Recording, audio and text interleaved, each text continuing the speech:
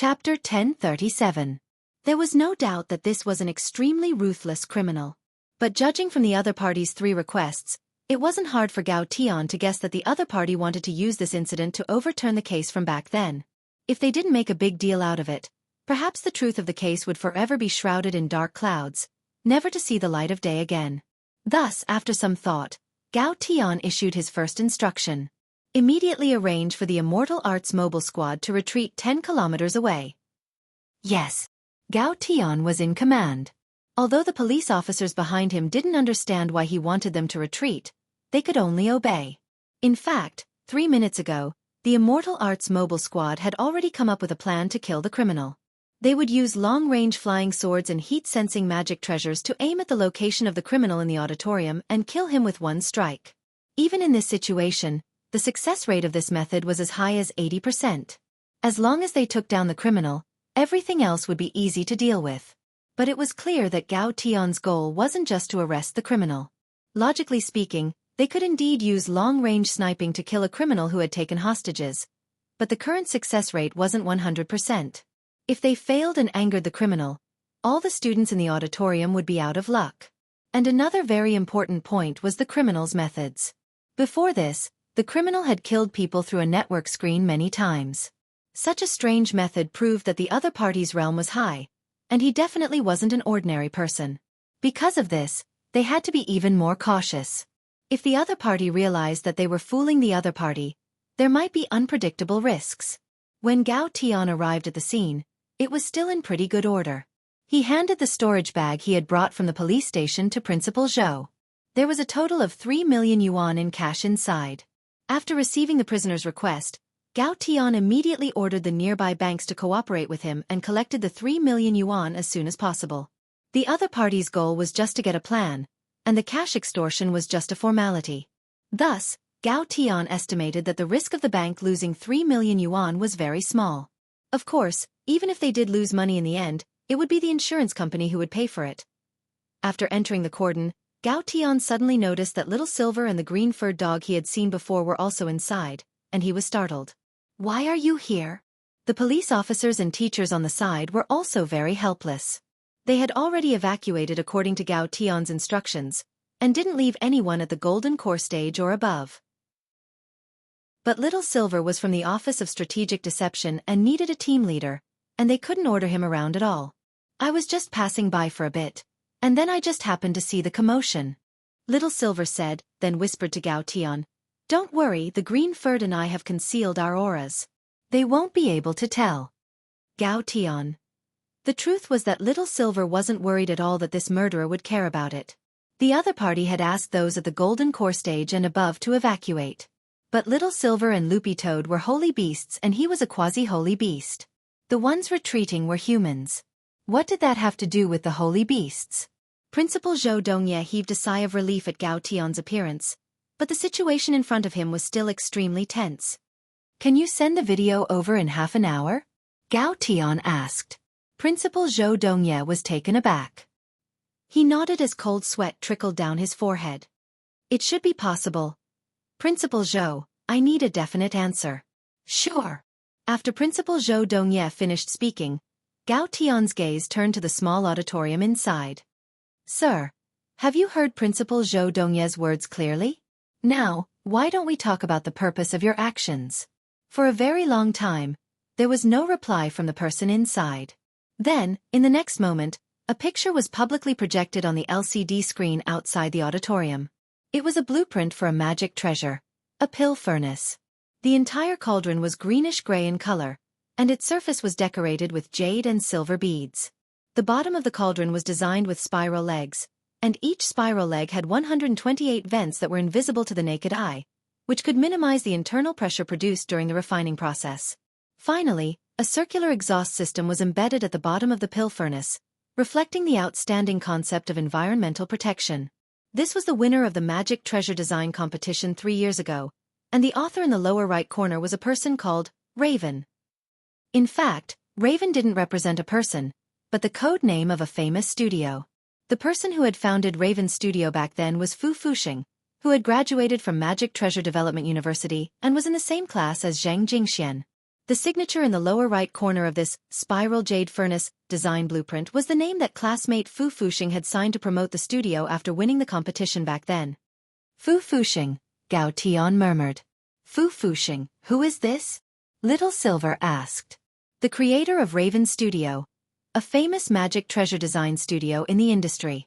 Classmate Fu Fuxing, who graduated back then, was in the same class as classmate Zhang Jingxian, and they were both outstanding talents in the same class, said Gao Tian.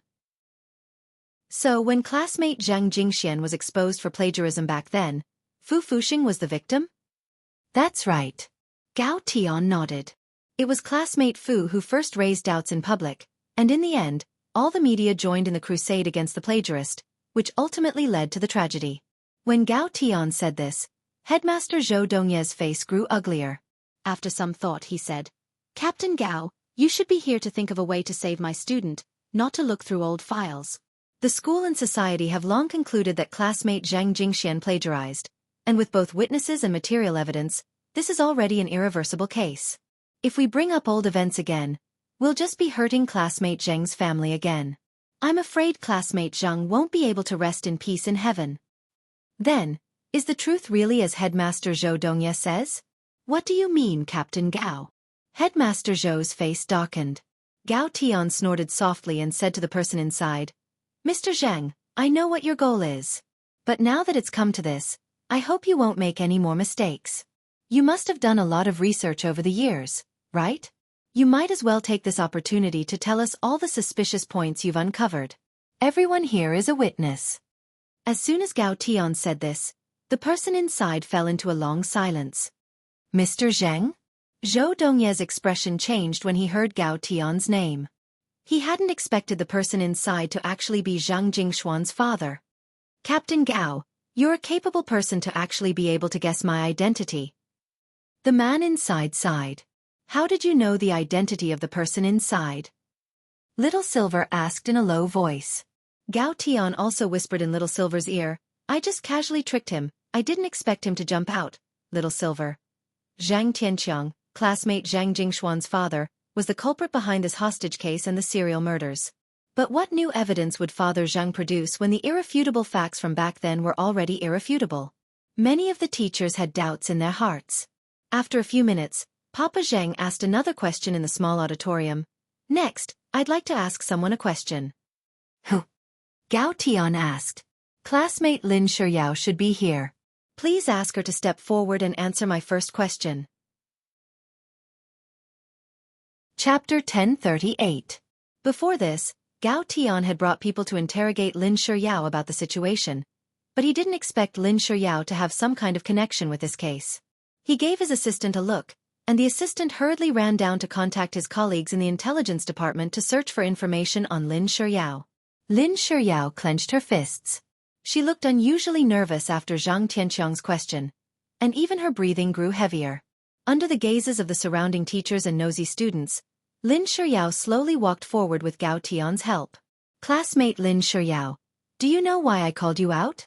Father Zhang lowered his voice as much as he could to keep it as gentle as possible.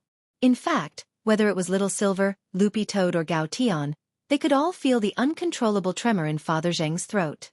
It was as if he had been waiting for this for a long time. Naturally, Father Zhang was extremely agitated, but he restrained himself and did his best to maintain the emotions in his heart so that they wouldn't explode. A person was at their weakest when they were venting their emotions, so Father Zhang could only endure it. He didn't want anyone else to find any opportunity before the truth of the matter came to light. Lin Shiyao was clearly hesitant about Father Zhang's question. She had been obsessed with her studies for the last few years in order to avoid the matter between her and Zhang Jingxian. She had been living on tenterhooks, and had never expected the day the truth would come to light so soon. Classmate Lin, you can refuse to answer this criminal's question. Headmaster Zhou Dongye stepped forward again. Principal Zhou, if you interfere with this matter again, I will issue an arrest warrant for you and arrest you for the crime of disrupting order. Gao Tian glanced at Principal Zhou. Principal Zhou's face darkened, and he stepped back. Lin Shiyao could be considered a celebrity at Magic Treasure Development University. To think that such a beautiful president of the student union with excellent academic results was actually connected to the school disgrace from 3 years ago, This made all the teachers and students present curious. After a moment of silence, Lin Shiyao finally seemed to pluck up her courage and raised her head. Yes, Zhang Jingxian, he's my ex-boyfriend. Gao Tian wasn't surprised by this answer, but it startled all the teachers and students present. Father Zheng, can you tell me when you broke up? Lin Shiyao said, after the magic treasure design competition, Jingxian broke up with me. Very good. Student Lin Shiyao's words are very honest. At least until now, you haven't lied to me. Father Zheng nodded. Then, Student Lin usually has the habit of imitating beautiful handwriting. Lin Shiyao's eyes were already red. Yes, this is my hobby, Father Zheng. Next, Lin Shiyao, please answer my last question. Jing Xuan's will was written by you, Lin Shiyao? What? All the teachers and students present were stunned. Student Lin, why? Why didn't you say so back then? Principal Zhou Dongye's voice also trembled. Lin Shiyao's heart was on the verge of collapse. She said while crying, after the plagiarism incident in the competition was exposed, Jingxian suffered retaliation. His arms were broken. Then, he came to me and asked me to write a letter of apology for him. I didn't expect that this letter of apology would become his will. Very good. Father Zhang was very satisfied with Lin Shiyao's answer. He had already investigated these facts a long time ago. Now that he had Lin Shiyao say it herself, it was only to prove it in front of everyone. Classmate Lin, I will remember your feelings for Jingxian. Thank you. Zhang Tianqiang, what the hell do you want? Principal Zhou roared. Principal Zhou Dongye, don't be anxious. The next question is for you. I also hope you can answer truthfully. If you answer a single question incorrectly, I can't guarantee the safety of the hostages here. You! The corners of Principal Zhou's mouth twitched. He was the principal of a cultivation institution of higher learning, and no one had ever dared to argue with him in this school. Gao Tian gazed at Principal Zhou's gloomy face. In his academic career, Principal Zhou had always believed in not competing. He was a very cautious person in his daily life.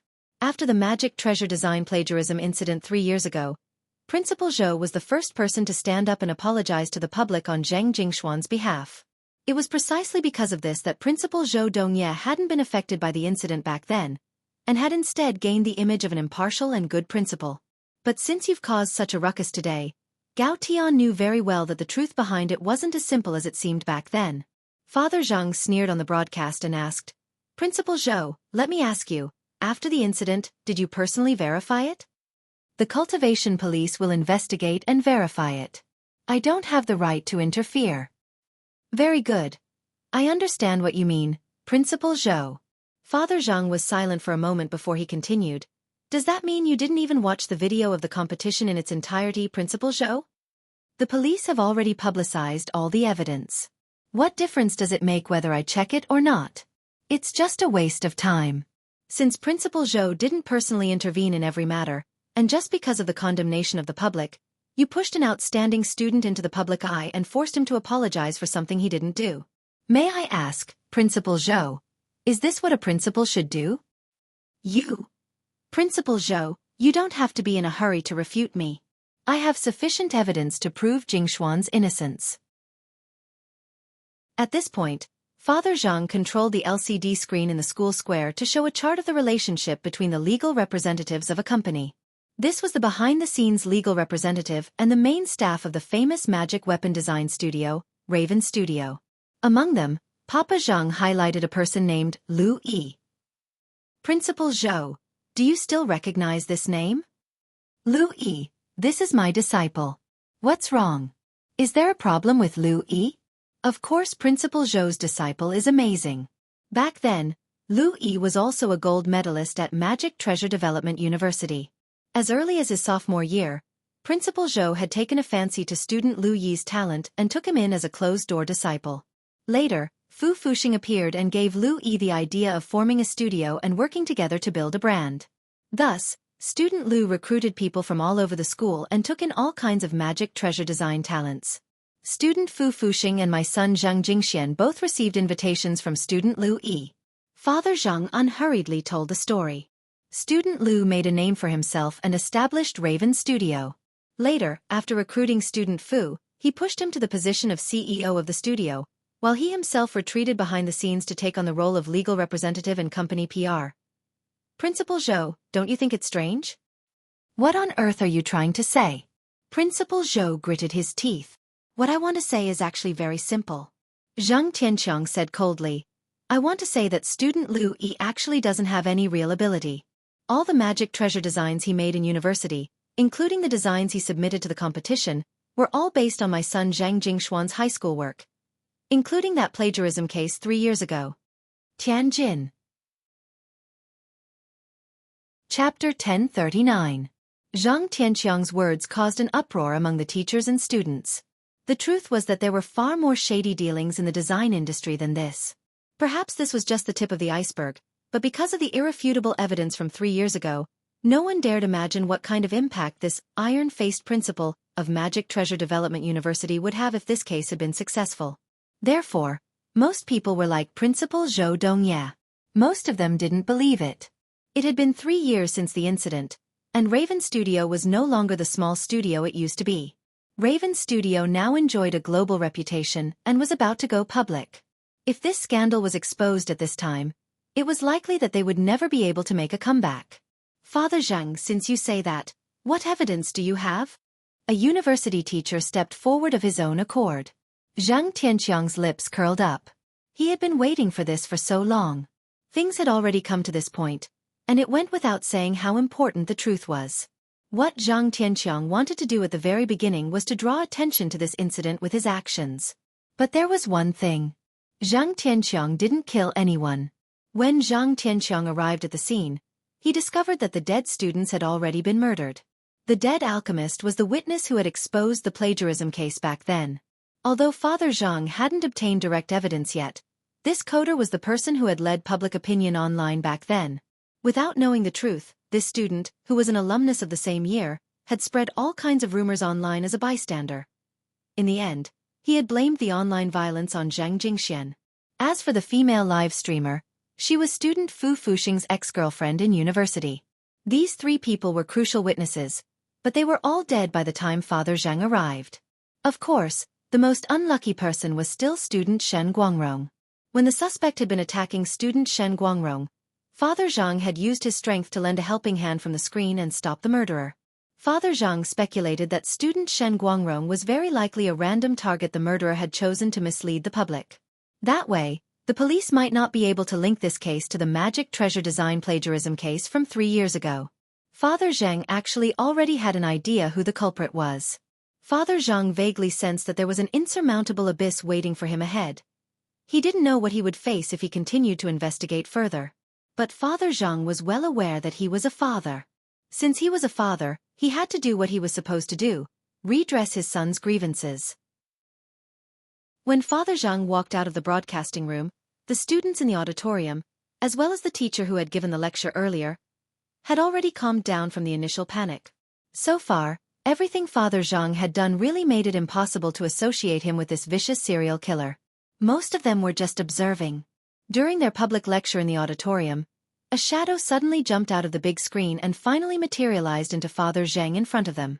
Father Zhang was very strong. The moment he appeared, everyone in the auditorium was bound by the power of this shadow and couldn't move.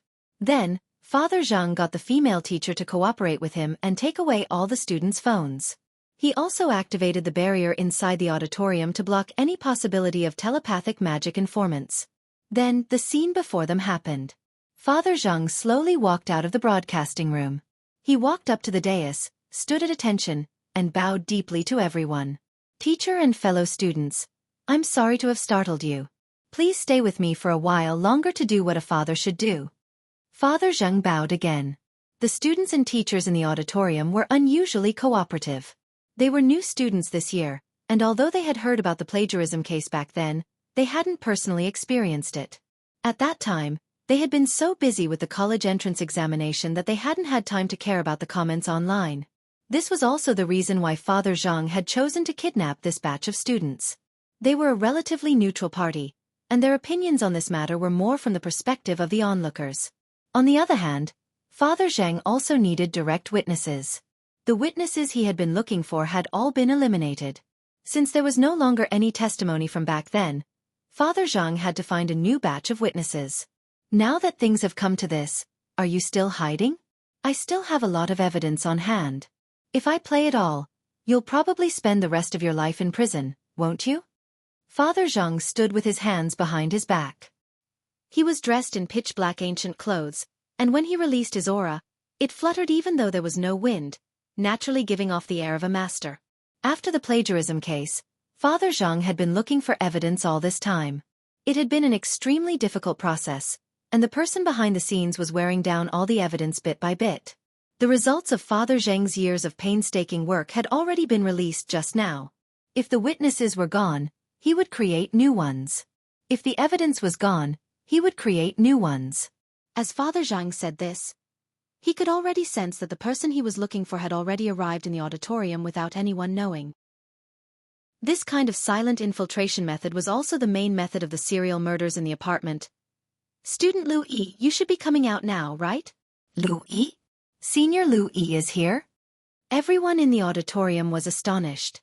This speech was also clearly heard by all the teachers and students in the school, including the police, through the public broadcast button in the broadcasting room. It's impossible for Lu Yi to kill anyone. He doesn't have that kind of ability. Zhang Tianqiang, don't make irresponsible accusations. Principal Zhou Dongye stood up with an extremely agitated expression. Principal Zhou, what proof do you have? Gao Tian looked askance at him. Louis. It's impossible for him to commit a crime. That's because his golden core was completely removed the year he entered university because of a myoma. That is to say, it's impossible for him to cast any spells. Even his strength is much weaker than that of a normal cultivator. The 3 dead students were all at the golden core stage, and Lu Yi couldn't beat them at all. So he can't be the murderer. Principal Zhou Dongye said agitatedly. Is he not the murderer just because he can't use spirit energy? Father Zhang laughed. Principal Zhou Dongye, it's really sad that you're still lying to yourself even now. Even if you can't use spirit energy, as long as you have a powerful enough rechargeable magic treasure, you can still commit murder. In my son Jingxuan's high school work, there was a design for a magic treasure that could move between screens and kill people without leaving a trace. Student Lu Yi stole this design and developed it. I want to ask Student Lu Yi, after stealing so many of my son's designs, have you paid the copyright fee? Chapter 1040. Father Zheng's question was loud and clear. No one thought that the magic treasure plagiarism case that had rocked the whole country 3 years ago would actually see the light of day again under such circumstances. Father Zhang had hijacked a university student in a small auditorium, and this case had attracted even more attention through a live online broadcast. The cultivation police wanted to block the news, but it was already too late. Relying on his own power, Daoist Guang had spread the news all over the world, and it had become a matter that the whole world was paying attention to. As the big brother of the live streaming platform, Daoist Guang now had a huge number of light chasers behind him. Of course, apart from Wang Ling's secret greeting, the reason why Daoist Guang had chosen to live stream this incident was that he wanted to use this incident to let more people know the truth of the case and reflect on it. Student Zhang Jingxian couldn't stand the strange gazes, and died in humiliation amidst everyone's curses. He had chosen to commit suicide to defend his last bit of dignity. If you haven't experienced it yourself, please don't judge anyone or anything lightly, Daoist Guang said to his audience in the live stream room. What had really killed student Zhang Jingxian wasn't the plagiarism case itself, but the human nature reflected in it. It could be said that the netizens who had gone with the flow without any thought or investigation had pushed student Zhang Jingxian into the true abyss. After Father Zhang revealed the possibility that Lu Yi had committed the crime, the auditorium fell silent. Lu Yi still hadn't shown himself, but Father Zhang knew very well that he was here. He was lurking in the dark as he pondered his next move. All these years, Lu Yi had retreated behind the scenes and used stolen works to package himself as a genius in the eyes of the world. If he impulsively stepped forward at a time like this, with such a high reputation and achievements, everything would be over. Father Zhang was waiting for Lu Yi to come forward and admit his mistake. But it was very clear that this person, who had been blinded by his reputation, wouldn't show himself so easily. I know, student Lu Yi, you're already here. Even if you don't want to admit it, what I said is the truth. Father Zhang stood with his hands behind his back. his expression indifferent without the slightest hint of nervousness or panic. Father Zhang smiled bitterly. To be honest, Lu Yi, I don't blame you. Because I won't blame a person without talent. In the past, when Jingxian was still alive, I was always against him engaging in the field of magic treasure design. The waters of this field are too deep, and I was worried that he would fall into it sooner or later. But your appearance, Lu Yi, at least proves that Jingxian is a genius, right? Father Zhang looked up at the ceiling and sighed. After the plagiarism case, Jingxian talked to me. He talked about how the people around him had changed after the murder. Before the murder, he had been the center of attention at school. But after the case, he was looked down upon and criticized wherever he went. Even his best friends began to keep their distance. I don't know how the students who watched Jingxian fall into the abyss step by step and didn't lend a helping hand will feel now that you're paying attention to this case again. It was your violence and the irresponsible public opinion on the internet that completely sent Jingxian into the abyss. Everyone fell silent. Principal Zhou Dongye's expression was even uglier. Cold violence was also a form of school violence, and as principal, he couldn't shirk his responsibility. At the same time, Principal Zhou felt a little afraid. He was afraid that the truth back then would really be reversed. What's more, he never thought that his incorruptibility back then would actually harm his own student with his own hands. Principal Zhou knelt on the ground in vexation. Father Zheng's words had already broken down his psychological defenses bit by bit. But this wasn't the result Father Zhang wanted to see. Classmate Lu Yi, I'm waiting for you right here. If you still have a little conscience, please step forward. Father Zhang stood on the podium in the small auditorium like a priest praying. He had never hoped so much for that person to step forward on his own. He was well aware that his son Zhang Jingxian was already dead, and there was no point in dwelling on death and resurrection. He just wanted an apology.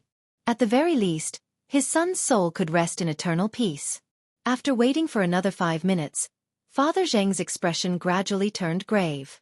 For now, it was really too much to ask for an atrocious sinner to apologize.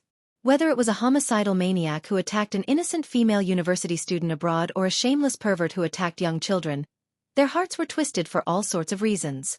They rationalized their repulsive actions as self-consolation, shamelessly believing that this was what the world owed them.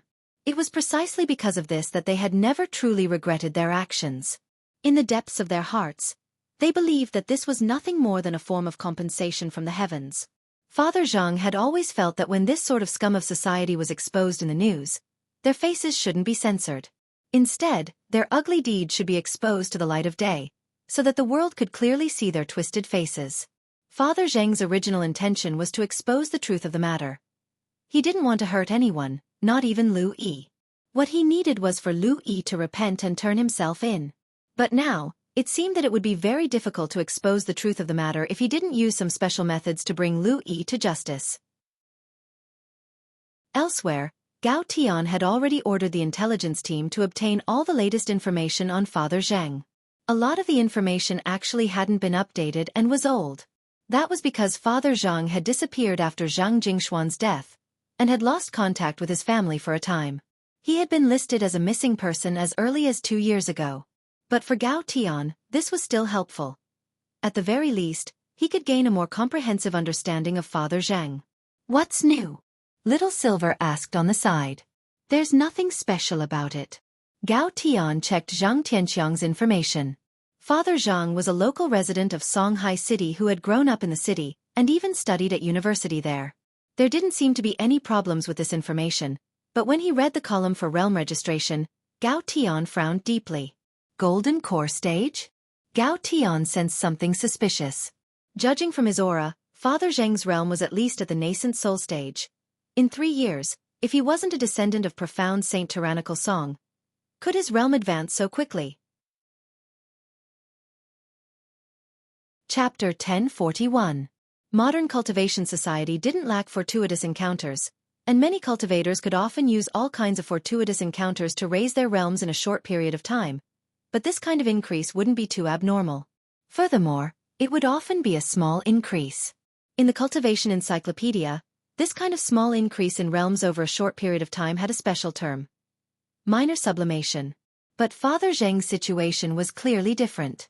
To achieve this kind of major leap in realms, It usually had to be related to banned drugs or forbidden spells. How can someone advance so quickly if they don't increase their realms? It's not like they're writing. Gao Tian stared at the report and started to re-examine the matter in his heart. So far, Father Zhang hadn't harmed any of the hostages, but whether or not he had, hostage-taking had already become a crime.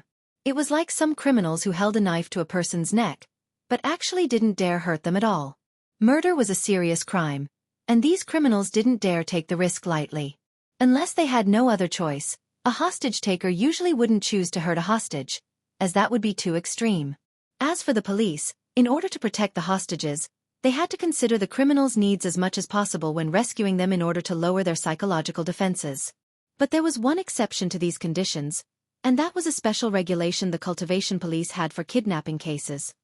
Is there a problem with an abnormal increase in realms? Little Silver asked suspiciously. Actually, he didn't really understand this situation. After all, he had seen for himself how heaven-defying his Master Wang Ling was. At the beginning, Master Wang Ling's realm would increase by 1 level every 2 years, but this rate of increase was now accelerating, and the intervals between realms were getting shorter and shorter. It was precisely because of this that Little Silver was well aware that his master was looking for a way to perfectly control his strength. Of course, Wang Ling's situation was actually a little different from Father Zheng's. Wang Ling was born with it, while Gao Tian had already determined that Father Zhang might have cultivated some kind of forbidden spell or taken some banned drug. It's over. Gao Tian broke out in a cold sweat as he stared at the report. If this goes on, there's a very high chance that Father Zhang will be directly shot dead by the special regulation. Is it illegal to increase one's realm too quickly? Loopy Toad asked. It's not illegal to grow fast, but if you grow fast and take hostages, it's dangerous to make such risky moves. Gao Tian's expression gradually turned solemn as he explained to Little Silver and Loopy Toad.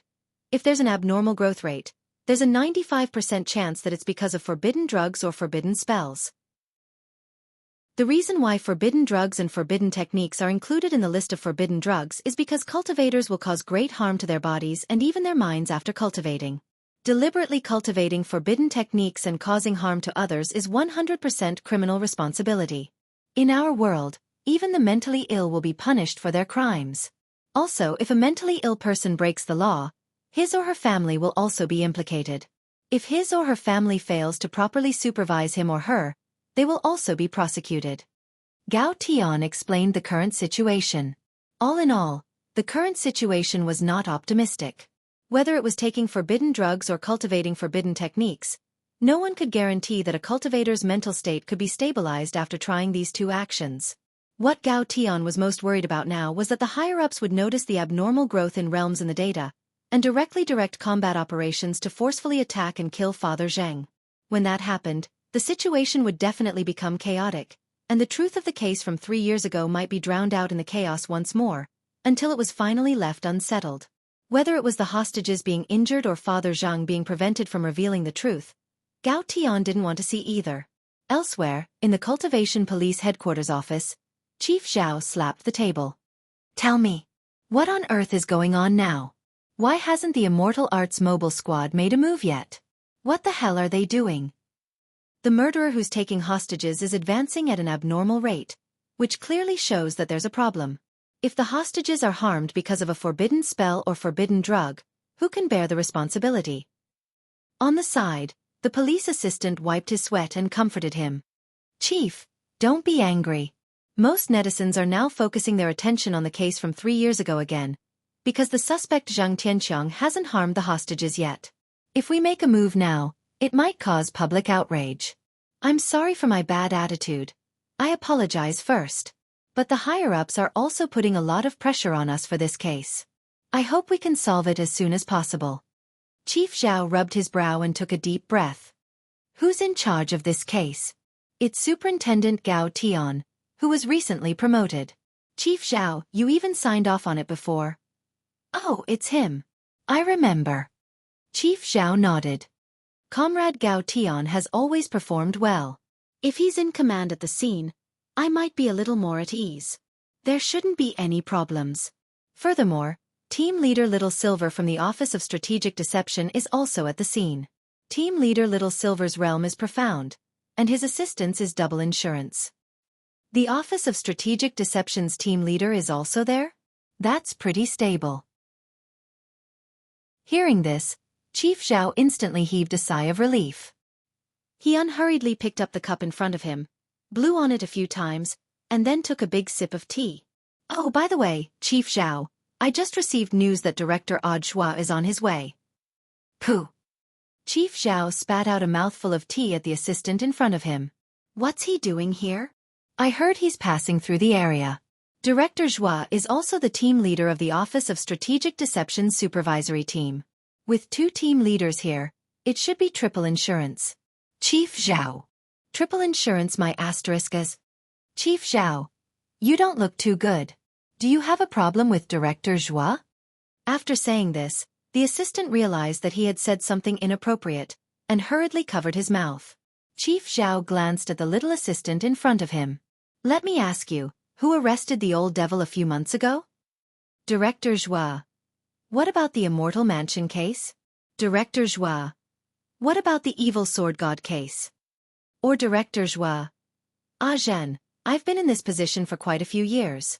I'm just short of a big commendation, and I might be able to move up again.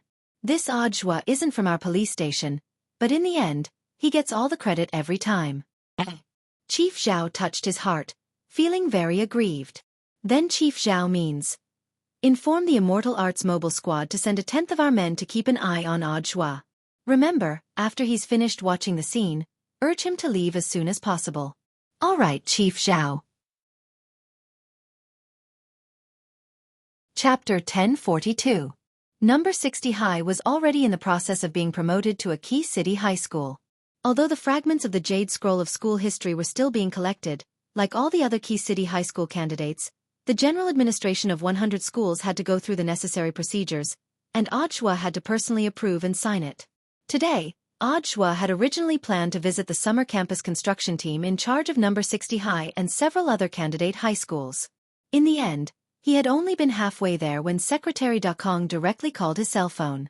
Little Zhuazi, there's a problem at Magic Treasure Development University. It seems that the Immortal Arts Mobile Squad has been mobilized. There's a police officer called Gao Tian handling the situation at the scene. Go over and take a look, said Secretary Dakong. Old leader. I'm busy meeting with the school construction team. Since a police officer has already gone, it doesn't matter if I go or not. Zhua wiped at his sweat. He was mainly afraid that if he went over, he would inexplicably gain another merit after the case was closed. Chief Zhao at the police station had already been unhappy because of the old devil and the master of Immortal Mansion, so Zhua felt that it was indeed a little inappropriate for him to interfere with the normal work of the police station. But Secretary Dakong didn't think so. Little Zhuazi, you're wrong. The general administration of 100 schools is in charge of all schools, including universities. The police station is in charge of hostage-taking, but the general administration of 100 schools is in charge of improving academic discipline. Most of the public opinion online now has a lot to say about the plagiarism case from 3 years ago. You're in charge of improving academic discipline, while the police station is in charge of rescuing the hostages. There's essentially no conflict. Zhua. We need to strictly rectify and deal with the problems of school violence and academic fraud. I've already decided on the case from 3 years ago. I've now specially approved the documents for you to be the chief commander of the investigation. Zhua. Already approved? I haven't received the documents yet. They should be on the way. Holding the phone in one hand, Secretary Dakong glanced at the time on the computer screen before he said to Zhua, Little Zhuazi, you should be in the car, right? Yes, Zhonglang is driving. Zhua nodded. Open the window, said Secretary Dakong. All right. Zhua obeyed. Just as he did so, a document flew directly in through the window like a hidden weapon. A courier on a flying sword greeted Zhua in a very handsome manner. Director Zhua, your express delivery has arrived. Remember to give me a 5-star rating. Secretary Dakong, Immortal Tong Express, mission accomplished. Very reliable. If we let them deliver the packages, we definitely won't have to worry about sending the packages to other places by mistake like the Federation Express did. Zhua. All right, that's all I've said. We have to take care of both the school's atmosphere and the students' minds. I know that little Josie has been very busy recently. You've been busy with the construction of the key high school in the city, and you've also been busy going to a few Golden Core universities to understand the situation. Things like finding 3 study partners to accompany foreign students must be dealt with seriously. Yes. Audhua nodded solemnly. Our country has been on the road from poverty to prosperity, and we have long been used to seeing the world as equals. Many special treatments have disappeared, and more equal treatment has been born. Isn't it a pleasure to have friends coming from afar? Being neither servile nor overbearing is the best form of respect. Excerpt from People's Daily. Secretary Dakong sighed emotionally. It's not easy to correct the unhealthy atmosphere in schools, but as long as there are outstanding cadres like you, I believe that we can definitely guide these schools to establish a new style. When you're done with your work, I'll personally give you permission to take a vacation. Yes, leader. I guarantee I'll complete the task. Audhua nodded. The old secretary's heartfelt words were well-reasoned and convincing, and Audhua was already unable to decline the task in front of him. In fact, he had already been paying attention to the Magic Treasure Development University incident in the car, and had been planning to check it out after work was done. Little Lang, change your route to Magic Treasure Development University. The old secretary personally arranged this task, Audhua said from the back of the car. Then what about the school construction team? We've already arranged a time. I'm going to deal with Magic Treasure Development University. I'll leave the school construction team to you. You've been working for me for so long. I believe in your abilities. Also, pay attention to the materials, and don't cut corners. If anything goes wrong, I'll hold you responsible. I have high hopes for you. Yes. I guarantee I'll complete the task. Zhong Lang nodded solemnly in the same tone as when Audhua had spoken to the old secretary earlier. And then there was no then. When Zhong Lang sent Audhua to the scene, all the police officers present couldn't help wiping at their cold sweat when they saw him arrive. You go. I don't dare. Offend Director Zhua. Is this guy full? Then offending Chief Zhao is enough. Of course not. Then you go. F***K. Why should I go? Audhua was about to find someone to understand the current situation when a deputy captain was pushed forward by the police officers. Director Zhua. This is a hostage situation. If you always come to inspect our work, we welcome you. But please don't interfere too much. What do you mean by interfere too much? Audhua smiled. Let me ask you, where did this hostage situation take place? University. Then what kind of place does our general administration of 100 schools care about? The deputy captain. All right, I won't steal your job. Audhua patted the deputy captain on the shoulder. Deputy Captain Liu, don't be nervous. Rescuing the hostages is your job, while my job is to investigate the case from 3 years ago, so there's essentially no conflict between our jobs. After saying that, Audhua slapped the document signed by the old secretary on Deputy Captain Liu's chest. This is a document signed by Secretary Dakong of the Alliance of 10,000 Schools himself, requesting that I thoroughly investigate the plagiarism case from 3 years ago. If there are no objections, I don't think Chief Zhao's side will either. Deputy Captain Liu took the document with trembling hands, and all the courage he had felt when he had spoken just now was swept away in an instant. Audhua. So, what's the situation? Deputy Captain Liu. There hasn't been any movement for some time. The hostages aren't in danger for the time being. But the Immortal Arts Mobile Squad is ready to fight. Considering that the suspect's realm growth rate is abnormal, it's possible that he has taken forbidden drugs or cultivated forbidden spells, which can lead to mental instability. Then has he provided any new evidence for the case from 3 years ago? Not for the time being. Then what about Liu Yi, who was mentioned earlier? If Zhang Tianqiang is making irresponsible accusations, shouldn't he refute it? We've already sent someone to look for him, Deputy Captain Liu replied. At that moment, a police officer ran over anxiously. Deputy Captain Liu. Something happened. What happened now? We found Liu Yi. He's in his own house. Bring him here. He's already dead. He died in exactly the same way as those people in the apartment. Want to make it so that the dead can't testify? Audhua felt that this case had become interesting. The current situation was already very clear. Apart from Father Zhang, there was a second force working hard on the case from back then. Chapter 1043. Lu Yi had been killed at home in exactly the same manner as those Magic Treasure Development University graduates at Divine Leisure Apartments. They had all died without any obvious signs of an invasion. This person had been very skillful and killed in one blow. Whether it was in terms of strength, motive or method of invasion, combining the above 3 points, Father Zhang was undoubtedly the prime suspect. For the time being, this matter was still in the hands of the police and hadn't been made public, because it was really too strange. Almost all the key figures in the plagiarism case from 3 years ago were dead. If Father Zhang had really come purely for revenge, there was no need at all for him to specially plan and organize this hostage-taking drama to publicize what had happened 3 years ago. He just needed to kill all the targets of his revenge behind the scenes. So, the current situation was very clear. This was framing. After hearing the news that Lu Yi had been killed, Gao Tian, Little Silver and Audiobook had a tacit understanding that this was the case. But they had no idea at all what this second force behind the scenes was. In the small auditorium, Father Zhang broke out in a cold sweat. He had been waiting for Lu Yi to step forward on his own. After waiting for a long time for Lu Yi to show no signs of remorse, he had been about to circulate his qi and use a spell to directly capture Lu Yi on the other end of the screen and interrogate him on the spot. In the end, when Father Zhang's spiritual senses penetrated Lu Yi's home, he saw that Lu Yi was already dead in front of his computer. His throat had been directly slit open, and blood sprayed out onto the ceiling. Drops of blood formed beads on the scarlet ceiling and dripped down incessantly. The scene was as horrifying as a horror movie. In a trance, Father Zhang withdrew his spiritual senses. Lu Yi was dead. The most important person in overturning the case had disappeared just like that. Father Zhang felt like it was a huge blow. Who on earth was it? Who could actually overturn the case several times in a row and make a move before he could?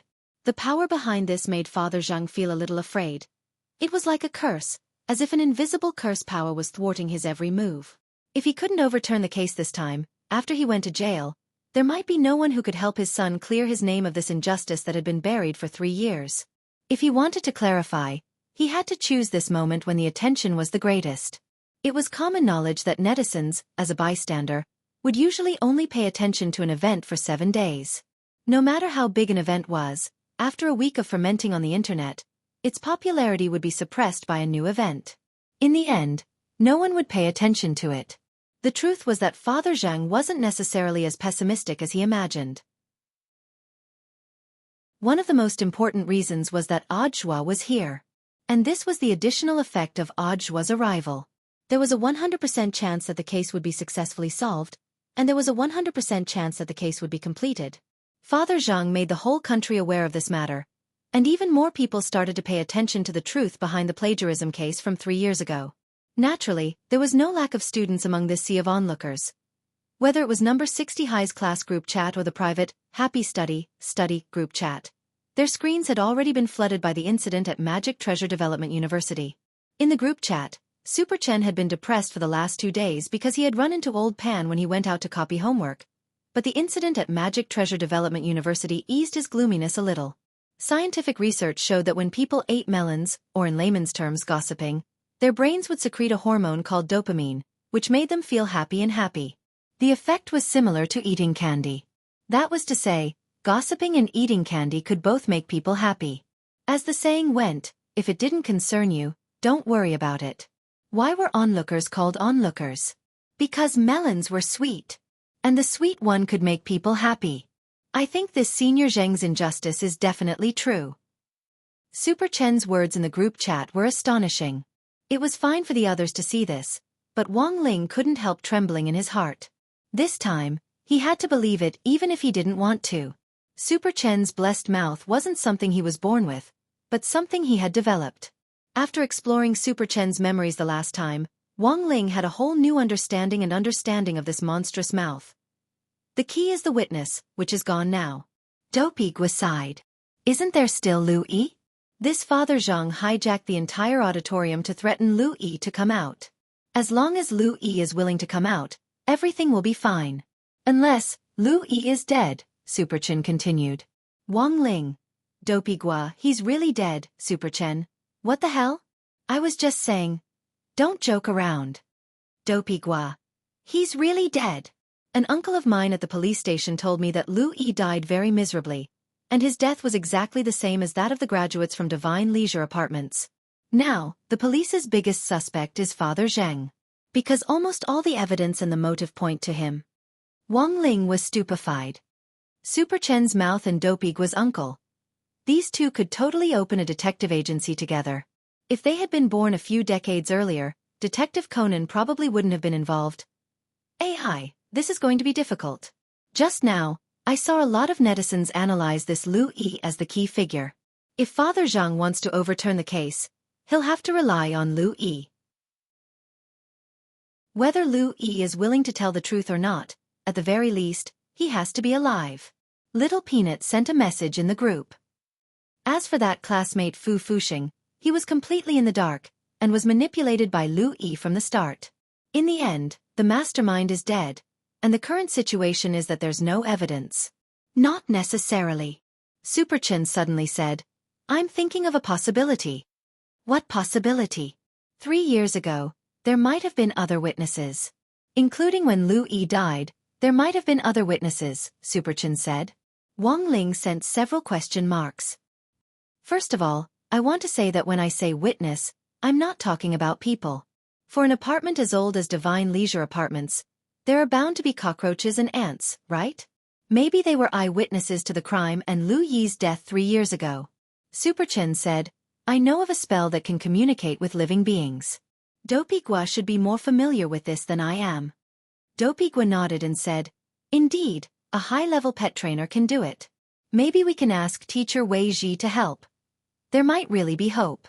But the problem is, how do we find cockroaches and ants? You'll have to ask number 59 High School's professional pest elimination team about this. Number 59 High School's pest elimination team. Don't tell me you're talking about. That's right, it's that group of cats that appeared at number 59 High School before. With that black cat as their leader, I heard that after the Spirit Sword Exchange Conference, this black cat led the way in wiping out Shadowstream's headquarters.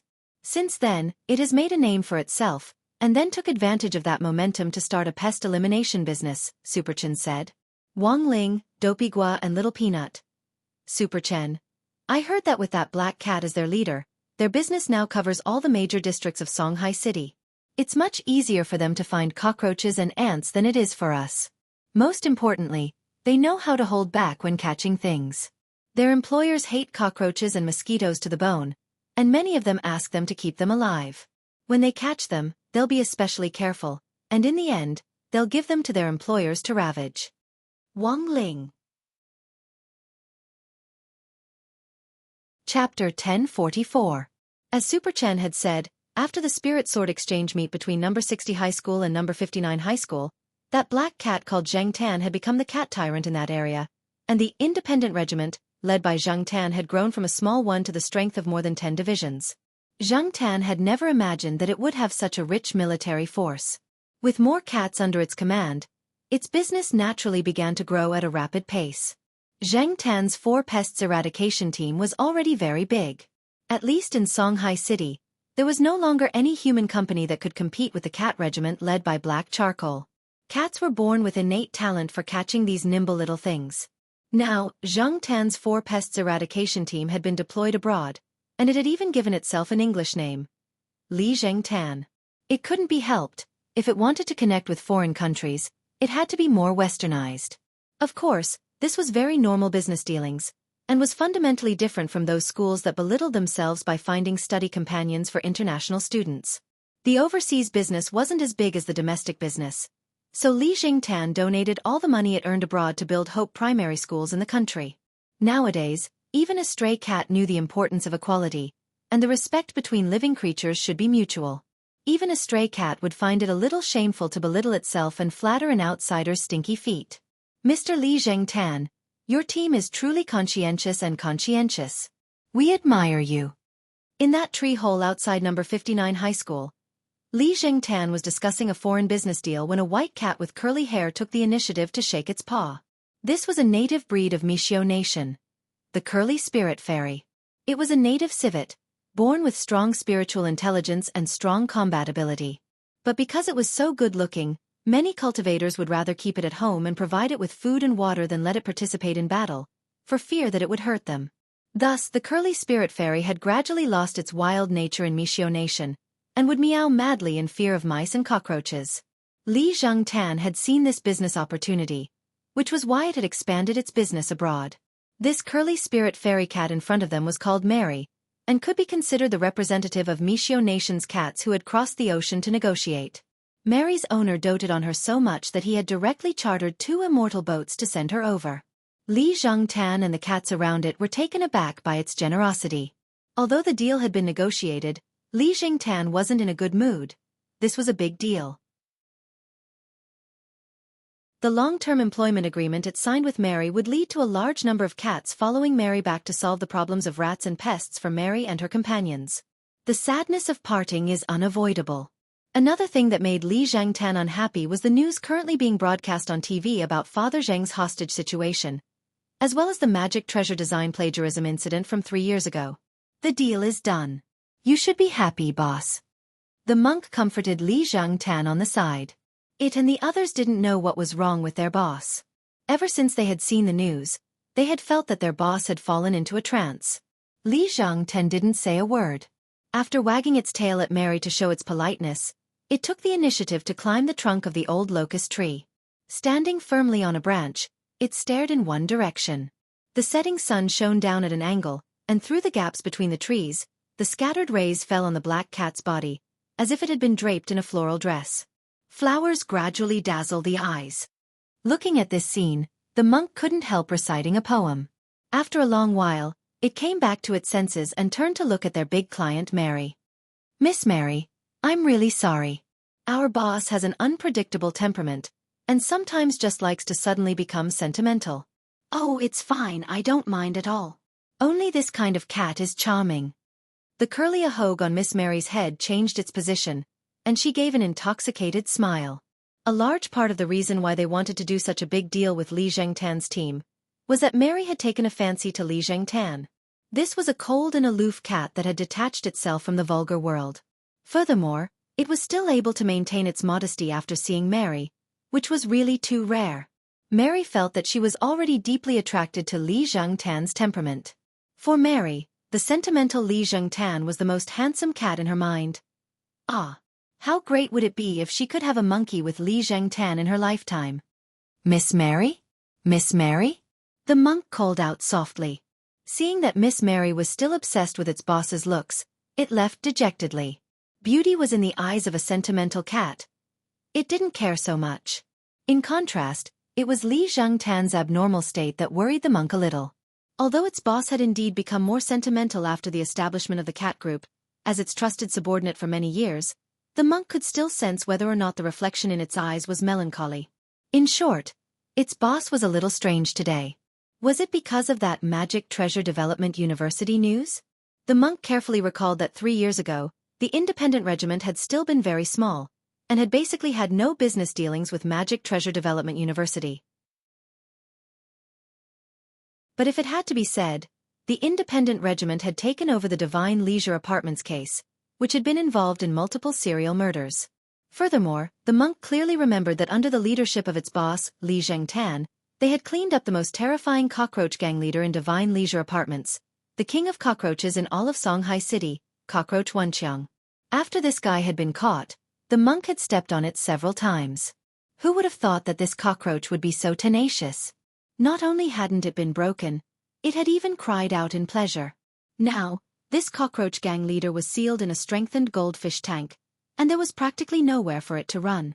Why was it kept in a goldfish tank, you ask? The reason was very simple. As the king of cockroaches, Cockroach Wuxiang was as big as 2 palms of an adult. It could even fly, and when the steel wings on its back spread out, it had a powerful cutting and destructive power. Why was Cockroach Wuxiang so powerful? The reason was very simple. It was a pure-blooded southern cockroach. Furthermore, as the king of cockroaches, it also had an extremely powerful reproductive ability, and could give birth to thousands of cockroaches in one nest.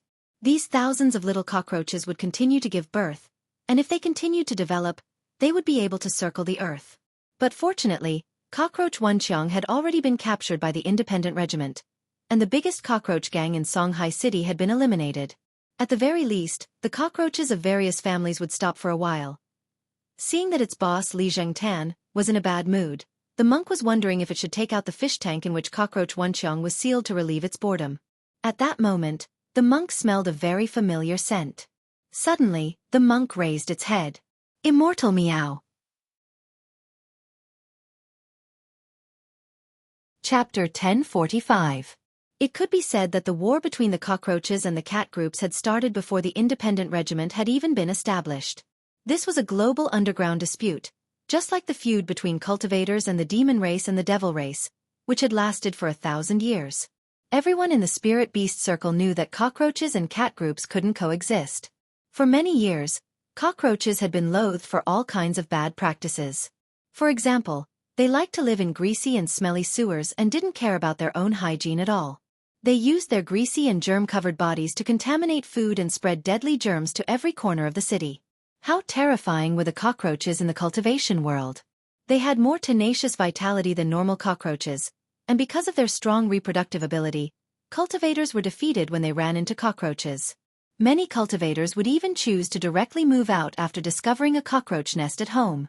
Once a cockroach nest was discovered, it wouldn't take more than a few days for the cockroaches to crawl into every corner of the house. As soon as you opened the door, you would see these pitch-black things spreading their steel wings and flying all over the place. Thus, exterminating cockroaches and maintaining the environment in the cultivation world became something that all cultivators had to work together to face. Cockroaches reproduced so quickly that they couldn't be eradicated, so at the very least, they had to suppress their numbers by eliminating them every year. There was now a cultivators' pest exterminator guild in the market responsible for dealing with insect pests in each household. The guild would issue missions in the announcement hall based on the situation of the insect pests in each area. Cultivators who accepted the mission would receive a watch-shaped soul collector to record the number of cockroaches eliminated, and the mission would be considered complete once the target was reached.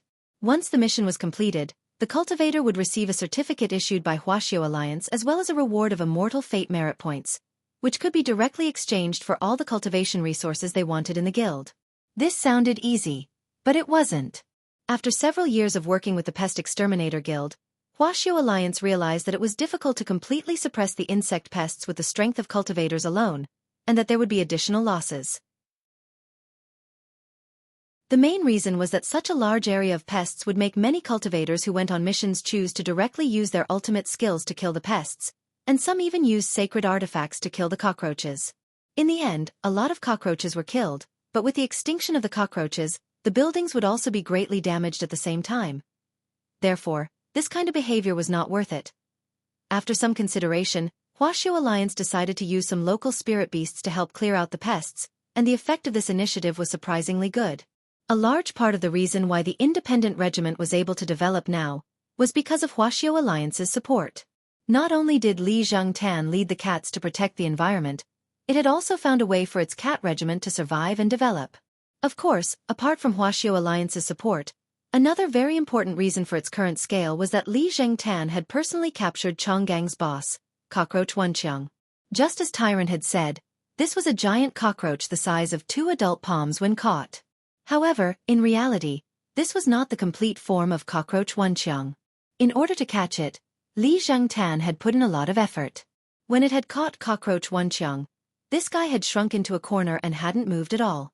Li Zhengtan had calculated when cockroach Wenqiang was going to evolve and shed its skin, and had ordered the nearby cats to swarm over and take down the weakened cockroach Wenqiang in one fell swoop.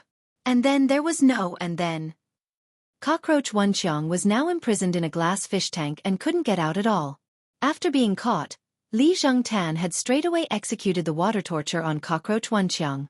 Of course, it was impossible to directly drown cockroach Wenqiang in water. This guy was the king of cockroaches, and it went without saying how tenacious it was. Even if it was soaked in wine, it would still be alive and well. Thus, Li Zhengtan had hit the nail on the head, and mixed birth control pills into contraceptive water, and soaked cockroach Wenqiang in it for 7 days and 7 nights, directly sterilizing it. After learning that it was infertile, cockroach Wenqiang was filled with righteous indignation. "You're going too far. Go too far, Harry Ball. The country only allowed for a second child, and you've already given birth to hundreds of millions of children. Aren't you ashamed?" Back then, Li Zhengtan's retort had directly dumbfounded cockroach Wenqiang. Cockroach Wenqiang had tenacious vitality. Considering that it couldn't be directly eliminated, Li Zhengtan had decided to simply raise it and use it to control the emperor.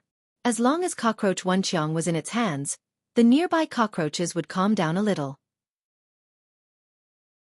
Most importantly, Li Zhengtan could even use Cockroach Wenqiang as bait to draw out an endless stream of nearby cockroaches, and the cat regiment would just have to wait for them. After seeing the news about Magic Treasure Development University, Li Zhengtan's mood inexplicably fluctuated. After feeling melancholy for a while on a branch, it then went over to the goldfish tank and stared at Cockroach Wenqiang with its bright eyes.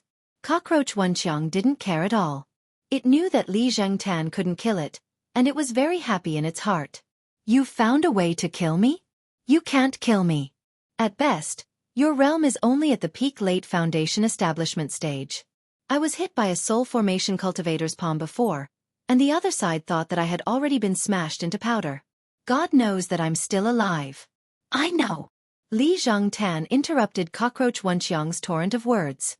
The latter only wanted to remind it not to waste its energy, and Li Zhengtan was naturally well aware of this. "I'm here to negotiate with you. If you can agree to my request, I can even let you go," Li Zhengtan said to Cockroach Wenqiang while playing the piano. "You want to let me go?" Cockroach Wenqiang didn't dare believe it. Its mouth parts opened and closed, and the two antennae on its head trembled slightly at these words. "Provided that you can do what I want," Li Zhengtan said. "Tell me." Cockroach Wenqiang's antennae swayed swiftly like two windshield wipers. It had this special habit when it was thinking about a problem. "You may have already heard about a serial murder case. I know that you have subordinates in all the places where humans live, so can you find witnesses?" Li Zhengtan didn't beat around the bush and asked directly. "Humans view us as bedbugs and want to exterminate us. Why should we testify against them?" Cockroach Wenqiang laughed. "Every living creature has the right to live, and you are no exception. But your mistake was overbreeding. This will cause trouble for other living creatures, which is why you have to be exterminated. If you can find suitable witnesses, perhaps this will be a good opportunity to improve," Li Zhengtan analyzed very seriously. Cockroach Wenqiang thought for a while. Finally, it agreed to the request. "I can help you look, but you have to satisfy one of my requests." "What is it?" "The food you've been feeding me these last 2 days is too lousy. I want to improve my diet." "Then what do you want to eat?" "There's a villa in the eastern suburbs whose owner is a crispy noodle snack lover. I want to eat his crispy noodle snacks. I don't need the whole package, just the leftovers will do. Find someone to look for plastic wrappers at a nearby garbage station, even if there's just a little crumb." As Cockroach Wenqiang spoke, it started to drool. When it had still been a small cockroach, it had relied on these bits and pieces every day to grow to its current size. The offspring it gave birth to were also several times larger than normal cockroaches. So, why had southern cockroaches been getting bigger and bigger in recent years? All of this started when he had fallen in love with crispy noodle snacks as a child.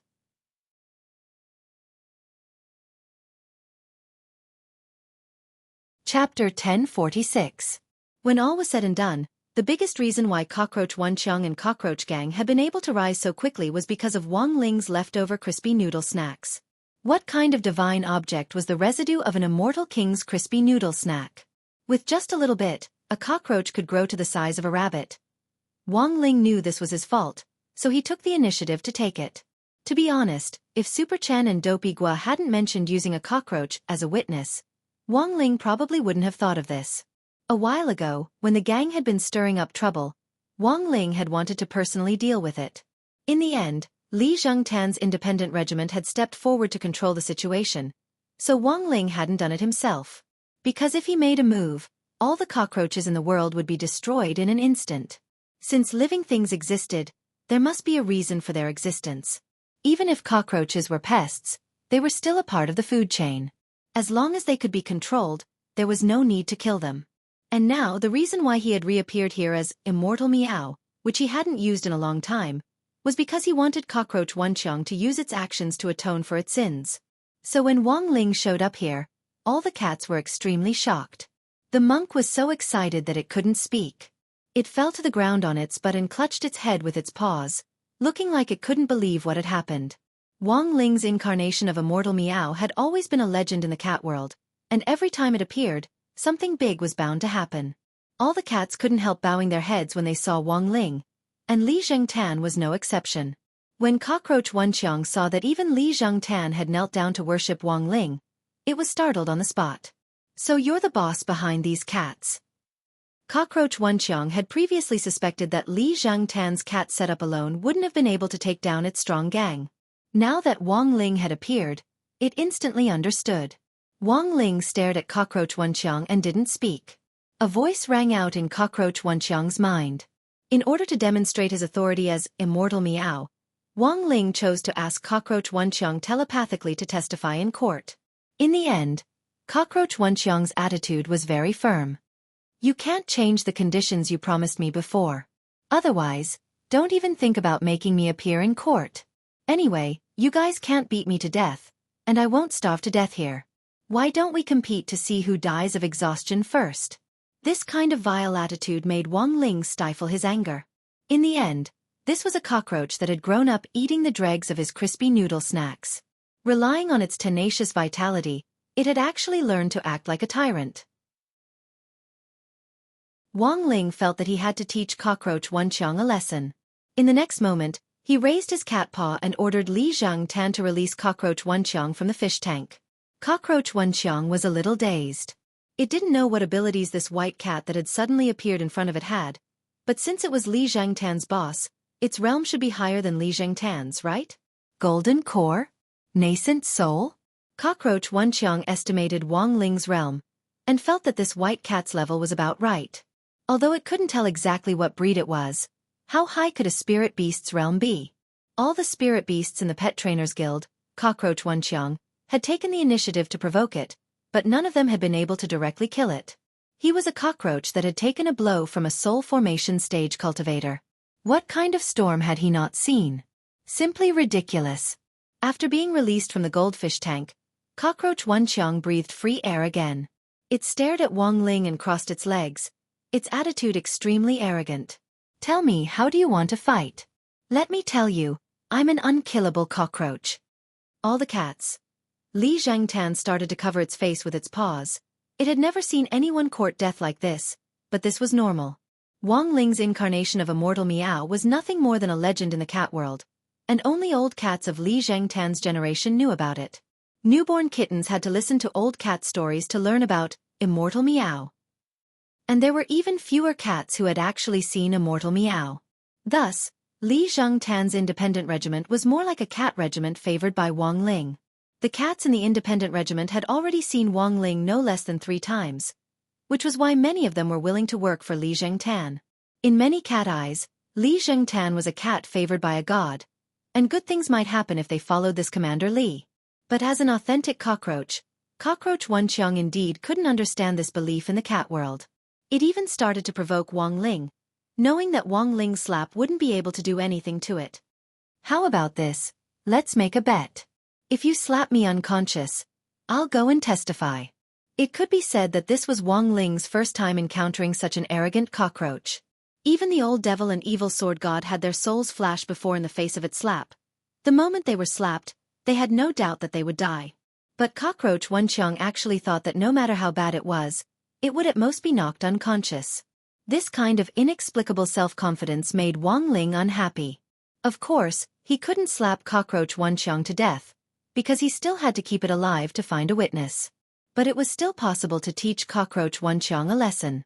Wang Ling mustered all his strength and imbued his cat claws with primordial qi.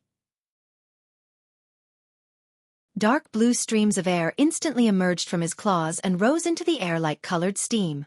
Spirit energy materialization. All the cats were horrified. It could only be said that Immortal Meow was in the end Immortal Meow.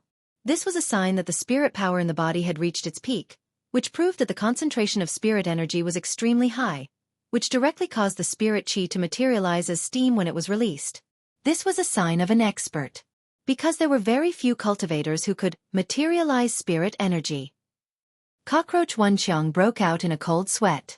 It never thought that this white cat would indeed be different from all the spirit beasts it had seen before. Even a soul formation cultivator couldn't materialize spirit energy. Unless this cat was true immortal level? A true immortal level cat? How was this possible? Cockroach Wuxiang was alarmed. If this was really the case, perhaps this immortal meow could be recorded in the Cultivation Encyclopedia as a historical record for research. How could there be such a fierce spirit beast in the world? Ready! Wang Ling opened his mouth in the next moment. This was the first time he had spoken as a mortal meow. Before Cockroach Wuxiang could react, the claw, which had been accumulating power for a while, was already swatting at Cockroach Wuxiang. In that instant, there was a violent earthquake, and the area for hundreds of li around number 59 high school began to shake violently. Just as Wang Ling's paw was about to land on Cockroach Wuxiang's head, it had already fainted from fright. Then, Wang Ling withdrew his hand just in time. This earthquake had happened so suddenly that no one had expected it to happen. Songhai City was on the coast and not between the cracks in the Earth's crust, so earthquakes were very rare. This sudden earthquake had a magnitude of 12.0 and lasted for 2 seconds. Although it didn't cause any damage, Wang Ling's paw was eventually recorded by geologists in the Cultivation Encyclopedia, and human cultivators began to think about protecting the natural environment.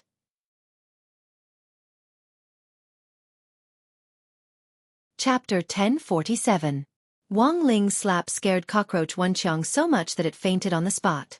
At the same time, the cultivators at the Earthquake Monitoring Center in Songhai City were extremely busy. The earthquake had come so suddenly that the magic treasure responsible for monitoring had been destroyed before it could react. Everyone stared at the dashboard in front of them, bewildered. What the hell was this thing? A magnitude 12 earthquake. The director of the monitoring center frowned deeply. Although this sudden earthquake had only lasted for 3 seconds and hadn't caused any actual damage to Songhai City, if an earthquake of this magnitude had happened in any other city, it was likely that those cities would have already been reduced to ruins. Big cities had the highest level of anti-earthquake technology.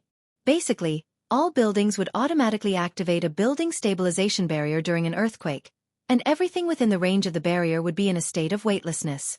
That was to say, if a building collapsed, the rubble and debris that fell from it would float, and people wouldn't be harmed. However, this kind of emergency defense technology was only widespread in big cities like Songhai City and Jinghua City. Because the technology cost was too high, it would take at least 3 years for it to be popularized nationwide. Director. Write a research report for President Qi right away. This earthquake was too sudden, and I suspect that the living environment of us cultivators will be greatly affected. Director Zhang of the Research Institute had an ugly expression on his face. In many cases, this kind of sudden earthquake without warning was often a warning of a bigger disaster. In recent years, the cultivation world had been overexploited, and a large number of creatures had been put on the endangered list. Unrestrained extraction was bound to have a huge impact on the ecological environment. Protecting the environment was a topic for all of humanity, and it had to do with the life and death of all cultivators as well as their future development plans in this era of national cultivation. Director Zhang Qiuhua had no choice but to take this matter seriously. In addition, spirit qi had been consumed too quickly in recent years.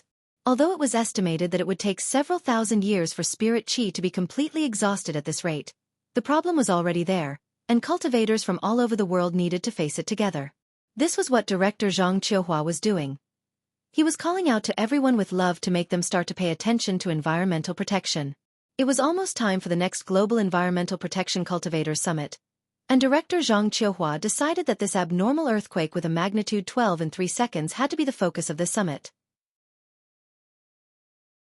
Thus, Wang Ling's slap had a positive effect on the awareness of environmental protection among cultivators from all over the world. This was something Wang Ling hadn't expected. Furthermore, even Wang Ling himself couldn't have imagined that his slap in the face would result in additional summer vacation homework. After Wang Ling finished his operation and went home, Teacher Pan made an announcement in the class group chat, asking everyone to write an essay of no less than 3,000 words on the theme of protecting the environment. He regretted it back then. If Wang Ling had known this would happen, he wouldn't have hit him so hard. Of course, this was all in the future. After about half an hour, Cockroach Wuxiang woke up from its coma. It could only be said that a cockroach was indeed a cockroach. Its vitality was indeed very strong. Moreover, this cockroach had grown up eating the leftovers of its crispy noodle snacks. Its vitality was extraordinary and strong. Although Wang Ling's palm didn't directly hit Cockroach Wuxiang, The wind pressure caused by it had already crushed Cockroach Wenqiang into a big pancake in 3 seconds. But even so, Cockroach Wenqiang still managed to survive. After half an hour, Wang Ling watched as its body recovered bit by bit from its squashed state like an inflatable doll. Am I still alive? After coming back to life, Cockroach Wenqiang no longer had the confidence it had at the beginning. It had almost thought that it was going to die.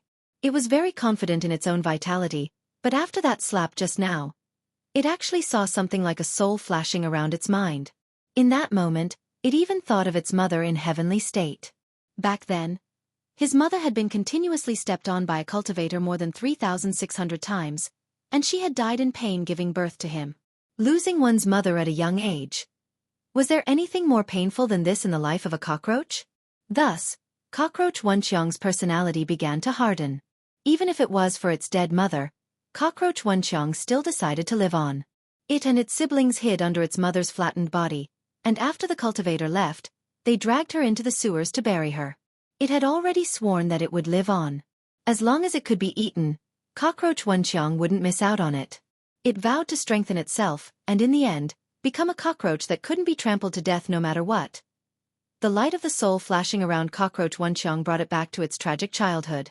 It was obvious that Cockroach Wenqiang was a cockroach with a story. But now wasn't the time for Cockroach Wenqiang to recall its past.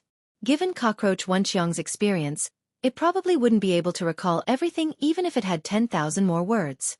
How much did people hate memories? It could be seen from the migrant workers' manga Naruto. At a critical moment in the plot, a memory would be inserted, making people burn with impatience. Thus, continuing to kill memories wouldn't work, as readers would be suspected of exaggerating the number of words. Are you going to help me or not? In the next moment, Wang Ling's question rang out again, and Cockroach Wenqiang shuddered when it heard the voice that rang out in its soul. Wang Ling had only slapped it once, and before it had even landed, Cockroach Wenqiang was already suffering from sequelae. This was a normal question, but in Cockroach Wenqiang's ears, it was like an interrogation from the soul, and it trembled all over. I'll help. Cockroach Wenqiang replied shakily. It knew that at that moment, it already had no other choice.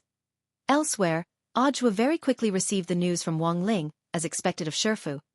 He was actually able to find a new witness under these circumstances. Audiobook was extremely excited. A few minutes ago, Wang Ling had sent him a message saying that he had found a new witness. Then, he announced the news to the public. All the police officers present, as well as the school leaders and teachers of Magic Treasure Development University, were taken aback when they heard this. A new witness? A new witness? Headmaster Zhou Dongye didn't dare believe it. The most important witness, Lu Yi, was already dead, and it was very likely that the person who killed Lu Yi was Father Zheng himself. How could there be a new witness in this completely secret room? Mr. Zhang, the police have already found a new witness who can prove your innocence, as well as the truth of the suicide case 3 years ago. So, Mr. Zhang, please release all the students here immediately, and the police will definitely give you an explanation. Without further ado, Audiobook began his final negotiations with Father Zheng. The scene was silent for several minutes. The door of the auditorium slowly opened. With tears in his eyes, Father Zheng raised his hands high as he walked out of the auditorium. 3 years ago, those police officers had wronged his son. 3 years later, he still chose to believe that the police officers could prove his son's innocence and reveal the truth to the world. Everyone was baffled no matter how they thought about it. Director Zhua, what on earth is going on? Gao Tian asked. I found a new girl called Little Yang, who said she witnessed Lu Yi's death, Audiobook replied. Who is Miss Little Yang? A cockroach, commonly known as a cockroach.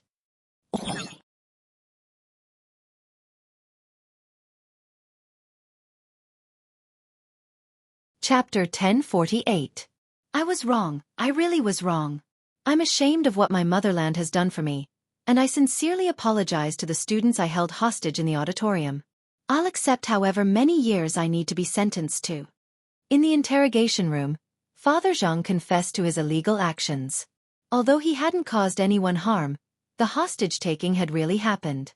Furthermore, until a new witness testified in the public trial, Father Zheng couldn't be cleared of being a murderer.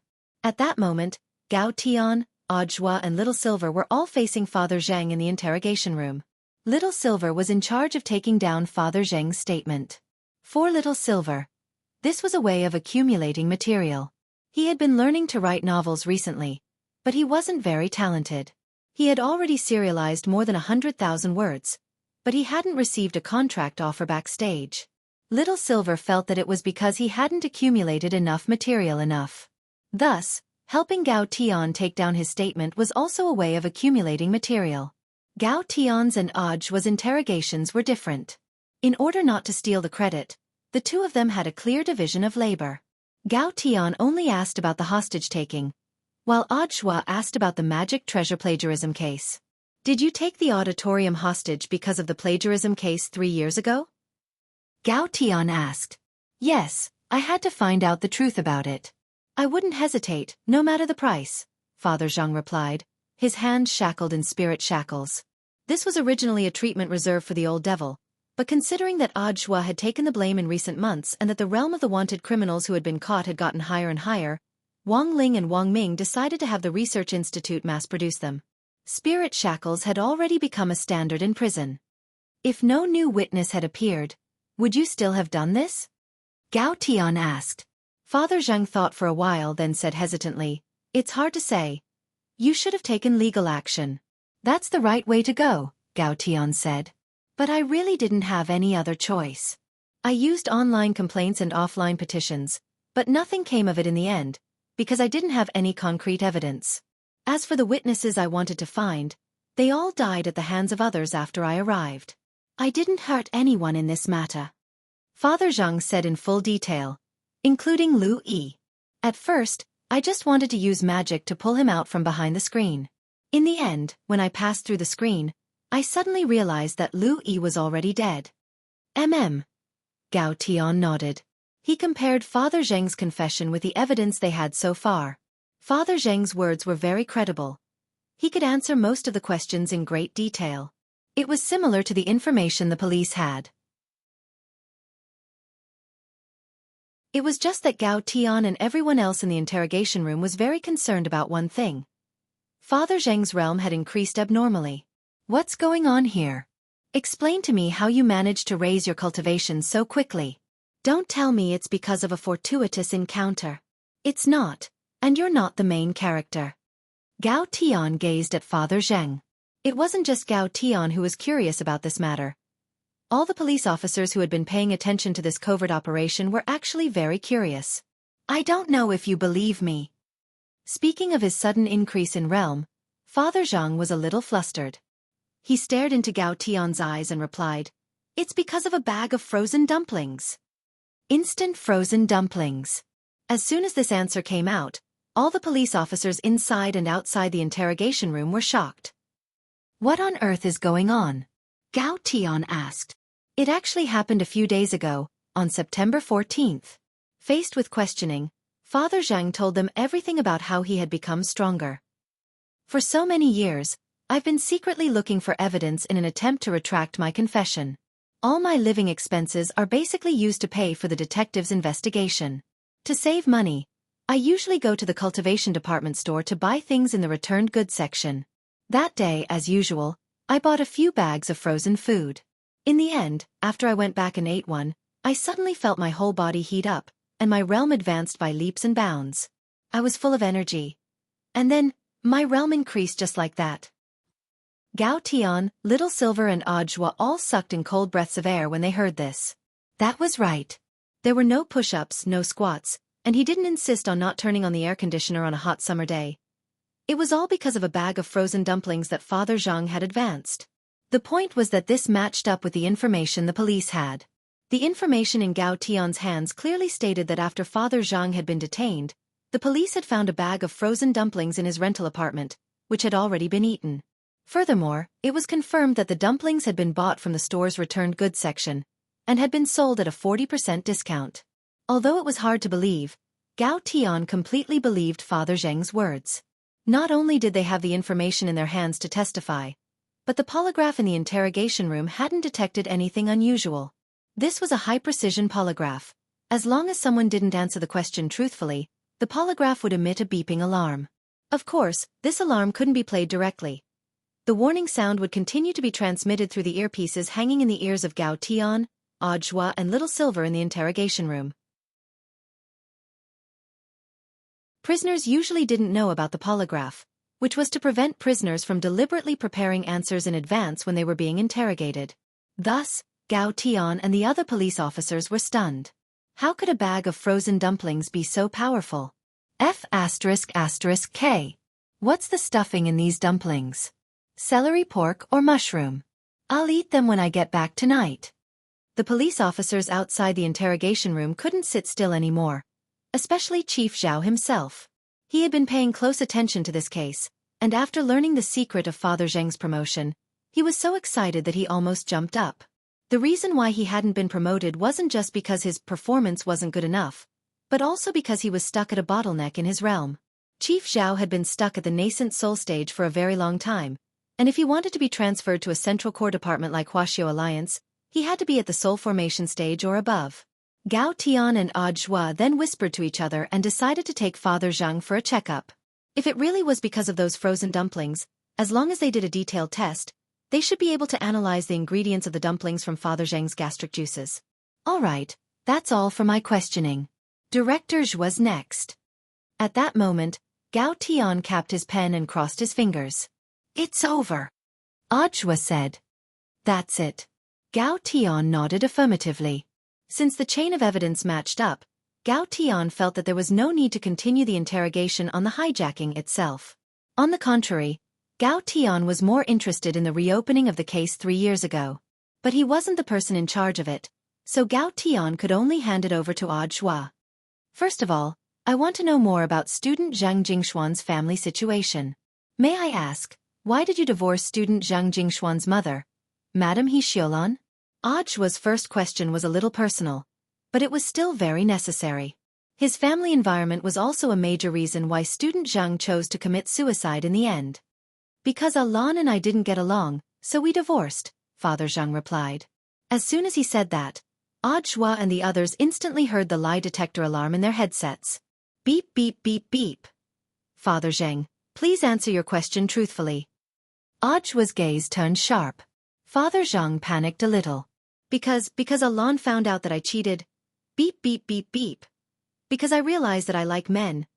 Beep beep beep beep. Father Zheng was almost in tears. F***K. Because our married life isn't happy. Of course, it's mainly because of me. Is that okay? This time, the alarm didn't go off again. Tianjin.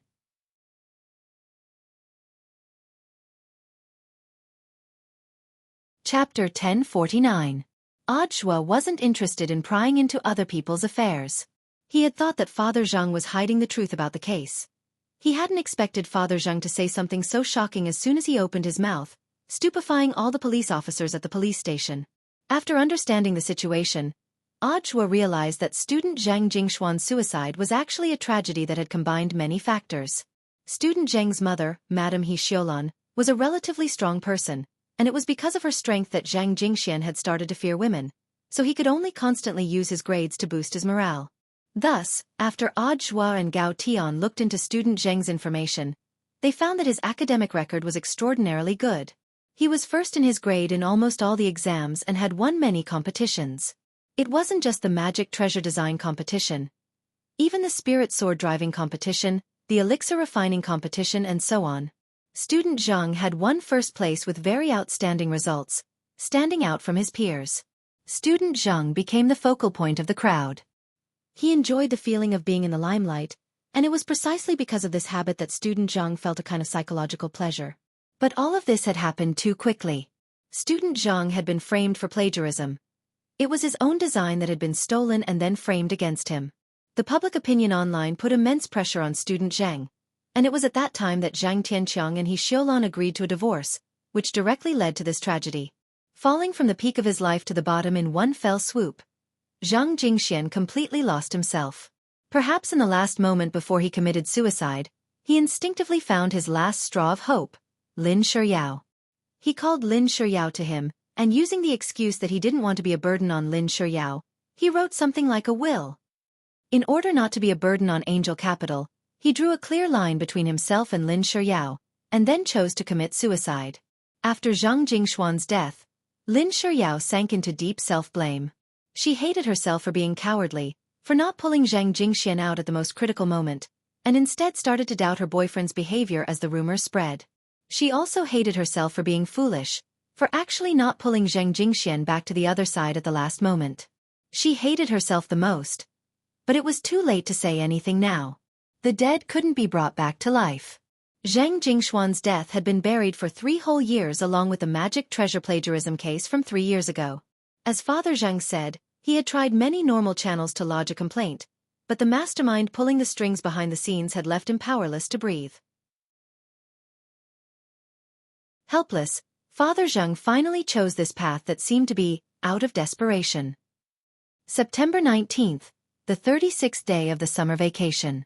As for Father Zhang's hostage kidnapping case, and the magic treasure plagiarism case from 3 years ago, the Cultivation Police Bureau and the General Administration of 100 schools respectively filed public prosecutions in court. The Police Bureau requested that the hostage kidnapping case be charged, while the General Administration of 100 schools requested that the magic treasure plagiarism case be retried. This was a public trial, and all the people in the country, including many foreign netizens, were paying attention to this incident online. There were no empty seats in the auditorium. Apart from the media reporters, Zhou Dongye, the headmaster of Magic Treasure Development University, as well as other people involved in the plagiarism case from 3 years ago who were still alive, had been summoned to court by the police bureau. When Gao Tian brought Father Zhang to the defendant's seat in the courtroom with spirit shackles on his hands, he saw a familiar person. Student Fu Fuxing, who had accused Zhang Jingxian of plagiarism back then, was also sitting here. He was sitting in the second defendant's seat, and was probably going to appear in court as a defendant in the plagiarism case. At the same time, student Fu Fuxing was probably the person who knew the most about the case from 3 years ago, but those who were at the core of the case were basically all dead. Father Zhang had resented Fu Fuxing before, but looking at it now, he thought that maybe Fu Fuxing really didn't know anything, and was just a pitiful person who had been used. Otherwise, why would Fu Fuxing be here alive? Songhai Intermediate Cultivation Court. The judge in charge of the trial this time was called Liang Xian, a middle-aged man with swept-back hair and a righteous expression. Since this case wasn't just about the hostage situation, there was also the possibility of overturning the verdict on the case from 3 years ago. Thus, the presiding judge, the judges, the jurors and the court clerk in charge of the case from 3 years ago had all voluntarily recused themselves to ensure that the case was fair and just. All rise. The court is now in session. There wasn't the slightest ripple on Liang Xian's face. He had been directly assigned by his superiors to take over this case. Because the 2 cases were being tried together, plus Father Zhang's actions to garner attention before the trial, this case had garnered a lot of attention in society. Liang Xian was well aware of the seriousness of the matter. The presiding judge and all the judges were there to crack down on those who broke the law and return the innocence of the innocent. The whole place was silent. After Chief Judge Liang took his seat, he hit the table with a crisp hammer, and the trial officially began. Defendant Zhang Tianqiang, on September 18, 4396, you hijacked a small auditorium at Songhai Magic Treasure Development University, and a total of 53 people were taken hostage. Although you didn't injure the hostages, you damaged the auditorium and other public facilities, and are guilty of hostage-taking. You are now being prosecuted for destroying public facilities and hostage-taking. Do you have any objections to the prosecution's conclusion? Asked Chief Judge Liang. No objections, replied Father Zhang from the defendant's stand. Chief Judge Liang nodded, then turned his gaze to the second defendant's stand. Summon the second defendant, Fu Fuxing. When his name was called, Fu Fuxing's face gradually showed some nervousness. He was well aware of the impact this plagiarism case would have on his life. Even if he was one of Lu Yi's pawns, it was true that Lu Yi had stolen Zhang Jingshuan's magic treasure design from high school and given it to Fu Fuxing to compete in the competition. Furthermore, Fu Fuxing had also used that design, and after the incident, he had even reprimanded Zhang Jingxian for plagiarism. Now that the case had been dug up again, he would definitely be accused of fraud. Most importantly, Raven Studio would face a huge blow. At the time, Fu Fuxing didn't know that the design he had used hadn't come from Lu Yi. He had thought that Lu Yi was a talented person. He hadn't expected this guy to actually be a saint thief. Chief Judge Liang hit the gavel. Fu Fuxing, please guarantee the veracity of what you say next. If you are suspected of fraud, you can be convicted of perjury in court. Chief Judge, I swear that everything I say is true, Fu Fuxing said after taking a deep breath. May I ask if the design for the Magic Treasure Design competition 3 years ago was your original work? Asked Chief Judge Liang. Fu Fuxing thought for a bit, then raised his head and said resolutely, yes. There was an uproar at his words. Audiobook, Little Silver and Gao Tian hadn't expected Fu Fuxing to actually choose to retract his statement at that moment. Tianjin.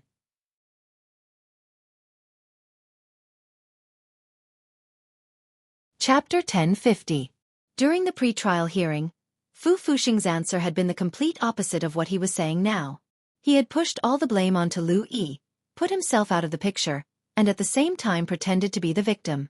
Later, he felt that Fu Fuxing was probably doing this mainly to absolve himself of the crime. Now that things had developed to this point, it was questionable whether Raven Studio could continue to operate.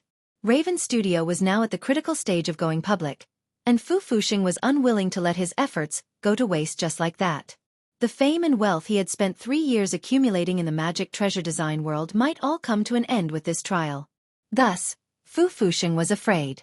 Given the current situation, it was already no longer a problem for Fu Fuxing to lose money, since he could earn it back. But he absolutely couldn't have a criminal record. Using someone else's work to participate in a competition and flaunting it as an original work was also a form of academic fraud.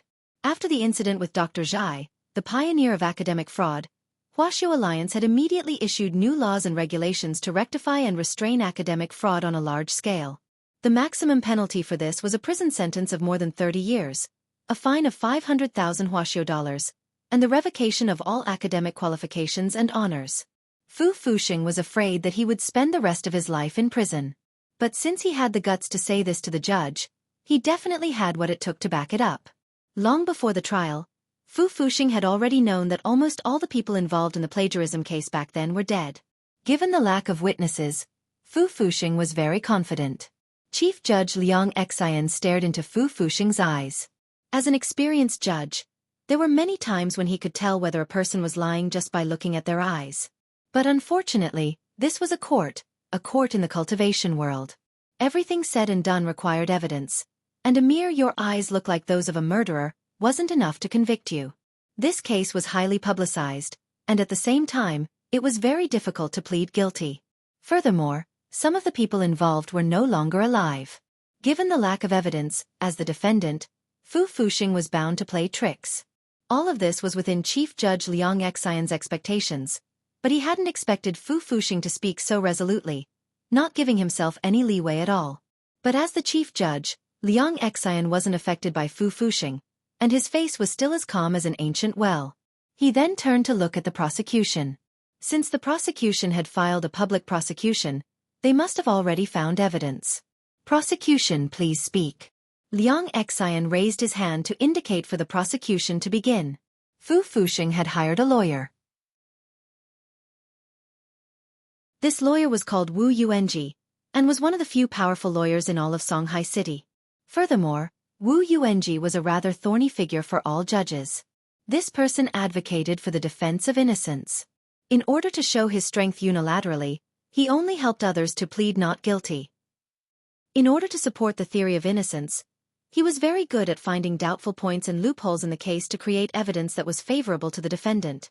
This time, Fu Fuxing's defense lawyer was Wu Yuanji, which made Gao Tian feel a little headache. Is there a problem with this person? Little Silver asked in a low voice. This person's name is Wu Yuanji. He's very good at sophistry, and he can forge evidence without giving himself away. He's a very tricky lawyer. He has defended more than 100 cases, and all of them were acquitted as soon as he accepted them. So far, he has only lost one case. What case? Little Silver was curious. Gao Tian said, there was a family where the wife cheated on her husband. The husband went out and killed the adulterer. Later he was charged with murder. In the end, because of Wu Yuanji, it was proven that there wasn't enough evidence, so the man was released. In the end, that man went out and killed his wife. Little Silver and Audiobook. Just as Gao Tian and the judges in the courtroom had expected, perhaps because of Wu Yuanji's presence, Fu Fuxing's performance was much steadier than everyone had imagined. He was frighteningly calm. As for Wu Yuanji, he didn't take this case seriously at all. He sat calmly in the dock with his legs crossed. This frivolous attitude was quite suspicious of contempt for the court, and this was also the reason why Wu Yuanji was not liked by the judges. However, this guy was a notorious legend in the legal world. This was because this person dared to take on any case, even defending a murderer. What Wu Yuanji didn't expect was that in the only case he had lost, his client had been so crazy that after being acquitted, he went on to kill his wife. It was during that time that Wu Yuanji was given the title Demon Lawyer, which meant a lawyer who defended demons. But Wu Yuanji didn't think it mattered what the outside world called him. The most important thing was that he felt that he was very strong. At least in the legal circle, he believed that no one could be his match. Furthermore, he didn't take on cases to earn a high lawyer's fee. What Wu Yuanji liked most was to challenge himself. The trickier the case, the more Wu Yuanji felt an indescribable sense of pleasure after his client was acquitted. Was he a pervert? Perhaps Wu Yuanji did indeed have some psychological problems, but he was very satisfied with his title of Demon Lawyer. As long as he defended himself, he would definitely be acquitted in the following cases. What was the most important thing in court? Wu Yuanji smiled every time he thought of this. That was right, the most important thing was evidence. But what if there was no evidence? Without any evidence, even a public prosecution would be useless. Hence, Wu Yuanji had long since gotten rid of the last person, Lu Yi, before the incident. He felt that his plan had been flawless and he hadn't left any flaws. That was right. Wu Yuanji had killed Lu Yi. But he had only killed Lu Yi. As for the other people who had died before Lu Yi, it wasn't Wu Yuanji who had done it. Wu Yuanji had just imitated that person's modus operandi and erased Lu Yi without leaving any evidence. Furthermore, he had pushed all the evidence against Father Zheng's head. Lu Yi was already dead. How else could this case be judged? What new evidence could the prosecution come up with? He smiled. At this moment, Gao Tian stood up and turned to the presiding judge, Liang Xian, and the members of the jury. He bowed deeply to them and said, "Presiding judge and members of the jury, I hereby request for a new witness to be brought forward." As soon as these words came out, everyone present fell into a deep shock. There was actually a witness.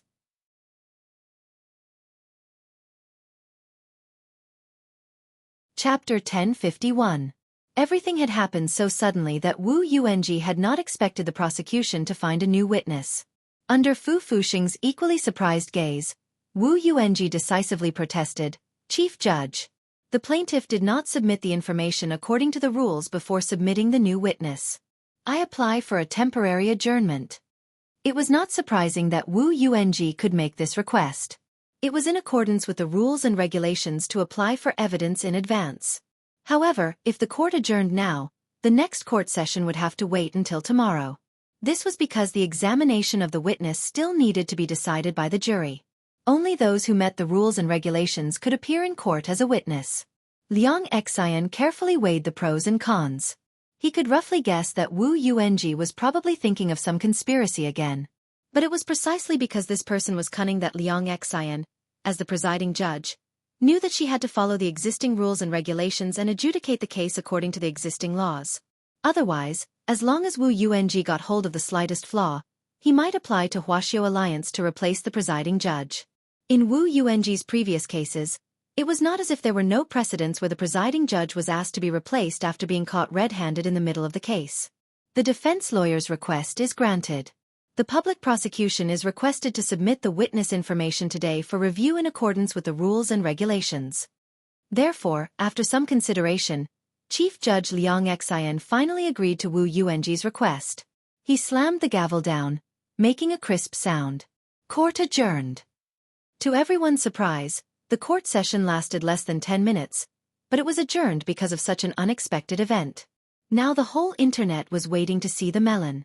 No one had expected such a thing to happen. Netizens had different opinions about Liang Xian's decision. Some thought that Liang Xian was on Wu Yuanji's side, while others held the opposite opinion. They thought that Liang Xian, the presiding judge, was just following the rules and regulations. At the same time, Wang Ling was also watching the live online broadcast of the public trial. There were so many bullet messages on the screen that he was dazzled by them. In today's online environment, people didn't know who the other party was. The phenomenon of people attacking each other at the slightest disagreement had turned the bullet screens of major platforms into battlefields. Loopy Toad lay on Wang Ling's knee and watched the live stream with him. It was super envious of Little Silver, who could actually appear in court with Gao Tian as a member of the public prosecution. Loopy Toad had originally wanted to go today, but considering that some of the news reporters might be allergic to dog fur, it could only watch the live stream with Little Master Ling at home. It was all because he hadn't cultivated into a human form. How great would it be if it could also transform into a human? Loopy Toad realized that after becoming a dog, it suddenly had a new goal. It decided that before Wang Ling graduated from high school, it would be able to cultivate a human form. Logically speaking, it wasn't difficult to cultivate a human form, but Loopy Toad's situation was a little special. It used to be a demon king of the demon race, and had later become a spirit beast thanks to Wang Ling's cultivation technique. Compared to other spirit beasts, Loopy Toad had more twists and turns on its path of cultivating a human form, as well as its gender and appearance. You'll be able to cultivate a human form. Wang Ling rubbed Loopy Toad's head, which numbed Dog 2 all over. For some reason, dogs and cats especially like to be touched by humans. Their chins or the part above their heads near their ears would often give them a comfortable feeling and make them tremble all over. Loopy Toad didn't feel much at first, but it gradually realized. It seemed to have been assimilated. And the longer time passed, the more serious the assimilation seemed to be. For example, recently, it had lost interest in fly-flavored dog food. It had actually fallen. Suddenly, Loopy Toad felt a pang in its heart. AI. It was all Wang Ling's fault for spoiling it so much that he could let it lie on his knees. What normal person could receive this kind of treatment? While the online bullet messages were discussing the adjournment, Wang Ling received a message from Audiobook. Shifu, as expected, the court has been adjourned. Everything is going according to plan. Loopy Toad looked at Audiobook's message and was blank. Everything was going according to plan? Of course it was. Because long before the court session, Wang Ling had already predicted that the lawyer who would be representing Fu Fuxing this time would be Wu Yuanji, who was known as the Devil's Lawyer. Wang Ling had also discussed countermeasures in private with Audiobook early on. It could be said that Wu Yuanji had already fallen into their trap, and the adjournment this time was within their expectations. Director Zhua, what should we do next? Gao Tian was also actively communicating with Audiobook after the first round of the court hearing. Putting down his phone, Audiobook said to Gao Tian, let's stick to the original plan. Try to act as natural as possible and don't alert the enemy. Wu Yuanji is very cunning. As Audiobook and everyone else who knew Wu Yuanji thought, this devil's lawyer's greatest skill was to destroy and create evidence. What Audiobook and the others were going to do next was very simple. They were going to grab hold of Wu Yuanji's weakness, and then make him disappear from the legal circle forever to avoid any future troubles. Elsewhere, Wu Yuanji felt a headache coming on when he heard that the prosecutors had found a new witness. In the detention center, Wu Yuanji met with Fu Fuxing as his defense lawyer. Fu Fuxing was agitated as he gnashed his teeth. What's going on? Isn't Lu Yi already? Keep your voice down. Wu Yuanji rolled his eyes at Fu Fuxing. Lu Yi is indeed dead. I didn't expect them to find another witness. But it's fine. In any case, I can win the case. It's just a little more trouble for me. You have a solution? Fu Fuxing's eyes lit up, then darkened as he looked at Wu Yuanji. You should be well aware of my request. My request is to prove my innocence. Not only do I have to prove my innocence, I also have to protect my reputation. Reputation. Wu Yuanji laughed. He moved his face very close and stared into Fu Fuxing's angry eyes through the glass. From the moment you asked me to be your defense lawyer, what reputation do you have left? I want you to pay me double the original legal fees, which is 100 million yuan. Otherwise, I'll have to ask you to find someone better. You! Fu Fuxing was speechless. I advise you to think clearly. Is your life and freedom more important, or money and reputation more important? You can weigh the pros and cons before telling me. You devil! I hope you understand that up until now, only I, the devil, can help you win this case. Speaking up to this point, Wu Yuanji curled his lips and smiled wickedly. As long as you understand, I will take action tonight. With that, Wu Yuanji slit his throat. Can you ensure that it's done cleanly? Of course it's clean. I'm already very familiar with these methods. Okay, I promise you. In the end, Fu Fuxing replied. But they didn't know that their entire meeting this time was under Gao Tian's surveillance. They actually wanted to murder a witness? Gao Tian could only use a popular phrase to describe the despicable behavior of these two people. Making people spit out rice.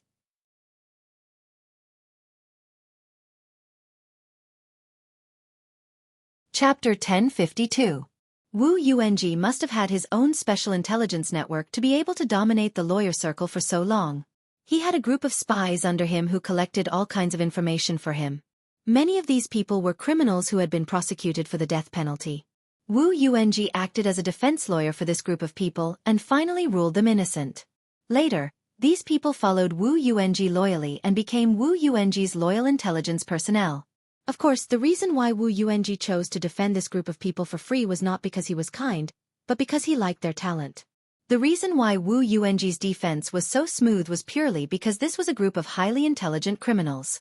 When they committed the crime, they would not leave too many traces. This also gave Wu Yuanji enough space to defend himself.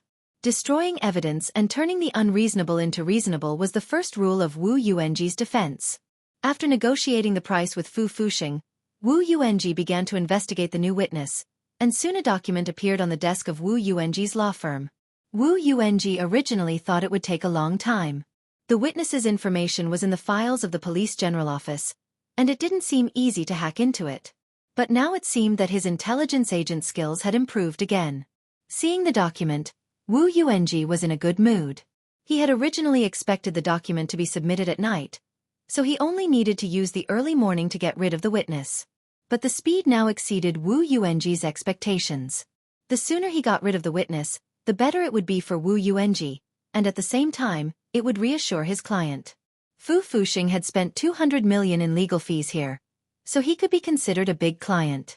Little Yang. Wu Yuanji repeated the name on the document. There was no photo or home address in the document. Perhaps to protect the privacy of the important witness, these important information weren't recorded. Therefore, the only information Wu Yuanji obtained was the witness's name, Little Yang. And judging from the name, Wu Yuanji guessed that it should be a girl's name. Is that all? Wu Yuanji looked up at a young man sitting in the office. This young man was thin, and was also one of the people Wu Yuanji had saved. The young man shrugged and nodded helplessly. That's all. The other party might be prepared. Therefore, he did not know the detailed information. I also checked Zhang Jingshuan's social connections, and there's no one named Little Yang around him. Maybe he's a neighbor or a passerby. Neighbors and passers-by? Wu Yuanji scratched his head and suddenly felt his scalp itch. Zhang Jingxian had committed suicide in a secret room, and so had Lu Yi and the other important insiders. How could any passers-by or neighbors have seen this? Based on these conditions, Wu Yuanji thought of a possibility. Could it be perjury? In order to prove that Fu Fuxing was guilty, the prosecution deliberately created a new witness. It was not impossible. But if there was, and if he managed to get hold of the key evidence, the prosecution would definitely lose this case. Wu Yuanji frowned. No matter what, he still needed to personally verify this matter. Wu Yuanji got up. He had already decided to assassinate this Miss Little Yang. Although he wasn't sure where she was right now, since she was an important witness who would appear in court tomorrow, Wu Yuanji was certain that she was most likely in the important witness protection room at the police headquarters. The room was heavily guarded, and it clearly wouldn't be easy to break in. But Wu Yuanji wasn't the least bit worried that his movements would be discovered, because a few days ago, he had discovered that he had awakened a special power. It was this power that allowed Wu Yuanji's body to transform into a ray of light and shuttle between screens, allowing the assassination to be carried out invisibly. Elsewhere, everyone in front of the surveillance room at the police headquarters was paying close attention to the scene on the screen. This was a plan to catch Wu Yuanji in the act, and Audiobook had long since sensed that he might make a move tonight. Chief Xiao in the headquarters frowned deeply as he looked at the situation. Will this really work? Don't worry, Chief Xiao. We've already taken heavy precautions to protect the witness, Gao Tian said confidently. Considering that the suspect has the ability to shuttle between screens like Sadako, we've also tampered with the computer's power supply so that we can immediately cut it off remotely if necessary. Will this work? Of course it will, Chief Xiao. A junior police officer next to him laughed. As long as the power is cut off, the person will be stuck inside and won't be able to get out. Chief Xiao took a deep breath, then nodded slowly. I understand the principle, but don't you think you've gone a little overboard? This is to protect the witness. How can it not be overboard? Besides, Miss Little Liang is just a 2-year-old girl. It's perfectly legal and reasonable for us to protect her. Reporting, Chief Xiao, Captain Gao, Director Zhua. There's movement. What's going on? We've already detected abnormal intrusive fluctuations through technical means. We suspect that the other party has already infiltrated the network. If you had this kind of technology, why didn't you use it earlier? These are very unusual fluctuations. We need to test them and take precautions, otherwise it'll be difficult to detect them with normal technical means. The technician wiped at his sweat. He was already a veteran technician with decades of experience, but this was the first time he had seen such abnormal fluctuations. They were even more subtle and difficult to detect than the fluctuations when the gate between worlds had descended, but there was a huge danger hidden within. This is the first time I've seen such fluctuations. They're full of concealment and murderous intent, and they're moving extremely fast, close to the speed of light. It's like... The technician frowned deeply. Like a shadow. Shadow. Everyone at the scene was lost in deep thought at this discovery. The abnormal fluctuations were similar to a shadow, which meant that the other party was most likely using a shadow-type spell to move. There were many shadow spells, and in Wuxia Alliance's records, there were even sects that specialized in teaching shadow spells. These cultivators could use their shadows to retrieve objects and even fight with them. However, no one had ever heard of using their shadows to kill someone across a screen. To accomplish this, the other party's mastery of shadows had to have reached the point of perfection. Shadow spells are usually bound to the user's body. To travel across a screen and move at the speed of light, the user's body has to be strong enough to withstand the tearing of space. But as far as I know, even the sect leader of Shadow Sect can't do this. Shadow Sect's shadow separation spell can only last 16 seconds at most, Chief Xiao said doubtfully. Then, here was the question. How did a golden core lawyer like Wu Yuanji obtain this kind of power? Could it be that he also ate frozen dumplings?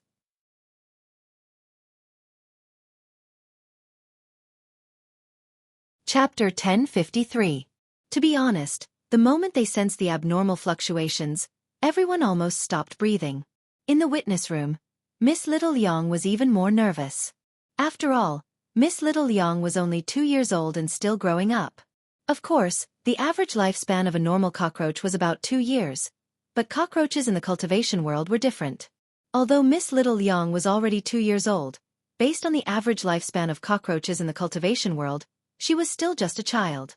By the way, Miss Little Liang was actually Cockroach Wenqiang's daughter, and her full name was Cockroach Little Liang. If Cockroach Wenqiang hadn't forced it, it would never have left its dark and damp little cave to come here and testify for someone else. Cockroaches and humans had never been able to get along with each other for a long time. Miss Little Liang still remembered being chased and beaten up by humans. In fact, the cockroach race had always been very timid, but humans still viewed them as a thorn in their side, and would kill them as soon as they saw any trace of them. Not all cockroaches like to live in dirty places like the sewers. Nowadays, more and more cockroaches were beginning to pursue a materialistic life. Cockroaches in the cultivation world could even voluntarily decompose all kinds of harmful garbage for cultivators. All living things were equal and in an endless cycle. The creatures at the top and the creatures at the bottom formed a cycle of their own. However, it was a pity that not everyone understood this logic. In the witness protection room, Miss Little Liang was a little apprehensive. Just then, a suffocating murderous aura came from the computer screen in Miss Little Liang's room. It was a black shadow that couldn't be seen clearly. But it was clear that this black shadow was also a little baffled by the situation in front of it. Because it didn't see anyone. That Miss Little Liang isn't here? Wu Yuanji, who was in the form of a black shadow, was full of questions. He suspected that he had come to the wrong place, but this was clearly the witness protection room, and it was in use at that. If she wasn't here, where could she have gone? Are you looking for me? Just as Wu Yuanji was full of doubts, a delicate and tender voice came over. It sounded like a little girl's voice, and it was obviously a young Lolita's voice. Wu Yuanji carefully scanned his surroundings and confirmed that there was no one here. There was also no one who used a Lolita voice as a voice actress to trick a rich otaku into tipping 100,000 yuan. The lesson from that live broadcast incident was quite tragic. Wu Yuanji even wanted to defend the rich otaku who had been tricked. The trauma of the soul was sometimes much greater than the physical damage. Are you here for me? Just as Wu Yuanji was confused, the loli's voice sounded again. Wu Yuanji followed the sound and searched the room for a moment. Finally, he confirmed that the sound came from the fish tank in front of him. In the fish tank, there was no fish. A small cockroach was looking up at him. Cockroach! Wu Yuanji was stunned by the scene before him. He was considering the possibility of a problem. Could that legendary Miss Little Yang be? Are you looking for Miss Little Yang? I'm Little Yang. Miss Little Yang's antennae trembled as she gazed at the black shadow. Cockroaches had a natural fondness for shadows, so the moment Miss Little Yang saw Wu Yuanji, she didn't feel the slightest bit afraid. On the contrary, she felt a strange affinity for him. Recovering from his shock, Wu Yuanji laughed wildly in his heart. Crazy. This bunch of people had really gone crazy. They were actually using a cockroach as a witness?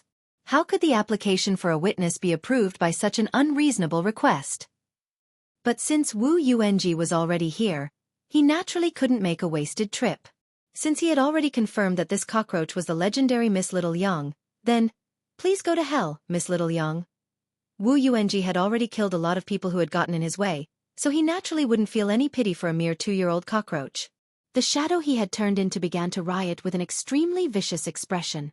Before his palm even landed, a wave of spiritual pressure had already turned into a powerful gust of wind. Bang! The fish tank was directly shattered. Miss Little Yang withstood the enormous spiritual pressure. She felt like she was about to die, and was in a state where she was on the brink of death, and soon fell unconscious. Lowly creature. Wu Yuanji withdrew his palm and sneered disdainfully. It was just a cockroach. If he couldn't even deal with a cockroach, then he, the devil's lawyer, shouldn't be able to survive in the cultivation world. But just as Wu Yuanji was about to leave, the seemingly dead Miss Little Yang actually came back to life. Her antennae twitched, and then she actually flipped over and came back to life. It hurts. I'm only 2 years old, still a child. Can you not use so much force?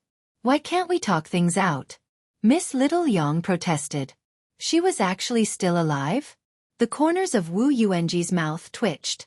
Without the slightest hesitation, he slapped Miss Little Yang again. This time, he was sure that he had hit Miss Little Yang. Even a cultivator wouldn't be able to withstand this slap of his. Anyone below the soul formation stage would die on the spot if they were hit directly on the top of their heads. Humph! A mere cockroach still dared to be so arrogant. Wu Yuanji moved his palm away. It was as if he could already see Miss Little Yang's miserable state. It was just a cockroach. He had probably already smashed it into a meat patty, right? Wu Yuanji sneered. However, Miss Little Yang, who had already been flattened, actually bulged up like an inflatable doll and came back to life. Hey! I told you not to use so much force. It's against the law. The protection of minors. Miss Little Yang protested. Wu Yuanji was alarmed by such a tenacious vitality. So the undying cockroach's telepathic message was true? Were cockroaches really unkillable creatures? Wu Yuanji clutched his head. He felt like his worldview was about to collapse. But the truth was that only Miss Little Yang had such a strong vitality. Because she was the descendant of Cockroach Wenqiang. And what kind of cockroach was Cockroach Wenqiang? This was the strongest cockroach that had grown up eating the leftovers of Wang Ling's crispy noodle snacks.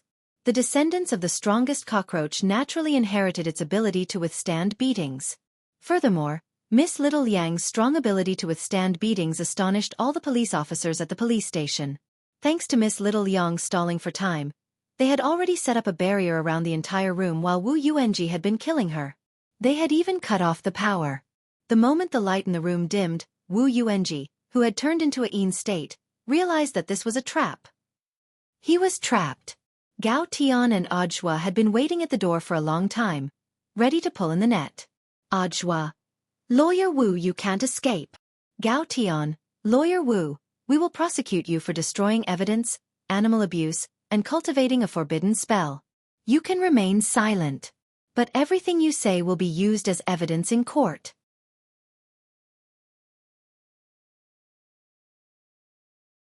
Chapter 1054. On the other side, Fu Fuxing was still waiting in the detention center. Instead of good news, he received the news that Wu Yuanji had been caught alive on the spot. Fu Fuxing instantly felt all his hopes turn to dust. According to the police officers in the detention center, Fu Fuxing's hair had turned a lot white that night. Wu Yuanji had also been put in spirit shackles, and his shadow form had been removed on the spot. When Gao Tian asked Wu Yuanji how he could display such power, Wu Yuanji's answer shocked everyone present. Frozen dumplings. I ate a bag of frozen dumplings, Wu Yuanji said. Frozen dumplings again? Chief Zhao's eyes widened. After hearing Zhang Tianqiang's confession, he had gone to buy a bag that night. And it was broccoli-flavored frozen dumplings produced by the Office of Strategic Deception. This bag of frozen dumplings was more expensive than broccoli produced by the Office of Strategic Deception.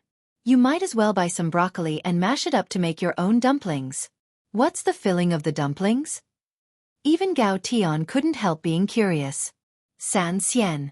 I remember it's infant formula, nutritious dumplings for pregnant women, said Wu Yuanji.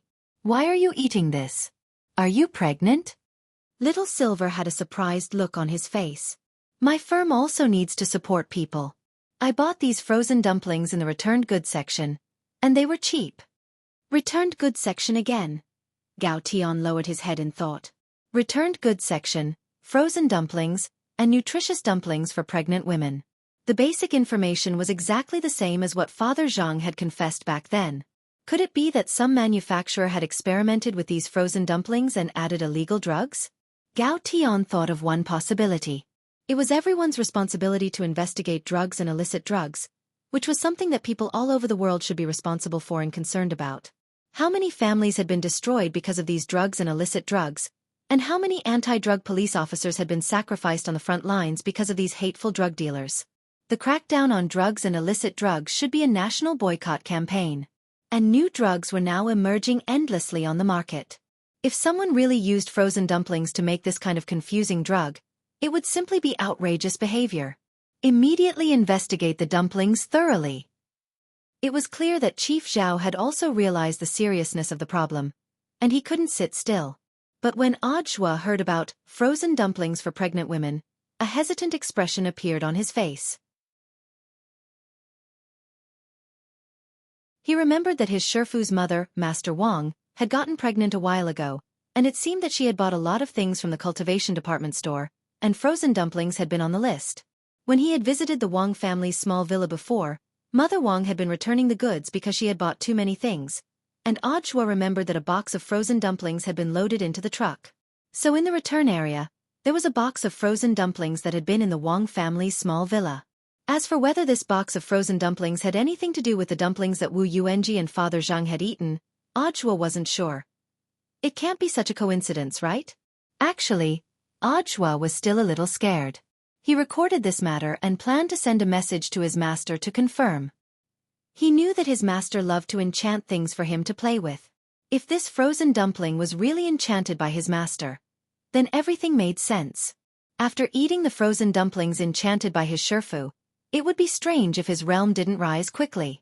It would be fine if the sudden increase in combat power was used in the right way, but if it was used by people like Wu Yuanji who wanted to use the sudden increase in power to do things that violated the law, not only would it bring trouble to society, but the police station would also be busy. During the interrogation that night, Wu Yuanji confessed to all of his crimes. He had been caught red-handed, and Gao Tian's law enforcement recorder had recorded it on the spot, as well as Miss Little Liang's disability report. Wu Yuanji couldn't defend himself even if he wanted to. Wu Yuanji might be facing a sentence of up to 100 years. This demon of the legal world had stirred up trouble for so long by relying on his knowledge and ruthless methods, but in the end, he couldn't escape the punishment of the law. The next day was September 20th, which was the 37th day of the summer break. Fu Fuxing appeared in court alone. He didn't have a defense lawyer. Because of Wu Yuanji's arrest and the fact that Fu Fuxing had hired Wu Yuanji, the public enemy of the legal world, when Fu Fuxing once again requested to change his defense lawyer, there wasn't a single lawyer in the entire legal circle in Songhai City who was willing to step forward to help him fight this case. Similarly, Miss Little Liang's appearance also shocked the entire cultivation world. When Wang Ling got up in the morning, the class chat group had indeed exploded with chatter. Letting a cockroach act as a witness, no one would have thought that this kind of thing would actually happen. A cockroach. Is that for real? Did my prophecy come true? Super Chen exclaimed. A while ago, he had mentioned that there might be some cockroach or other insects at home who might have seen what had happened. Who would have thought that a cockroach would actually appear in court to testify? Because it was a public trial, a lot of people directly took screenshots of the live stream and sent them to the group.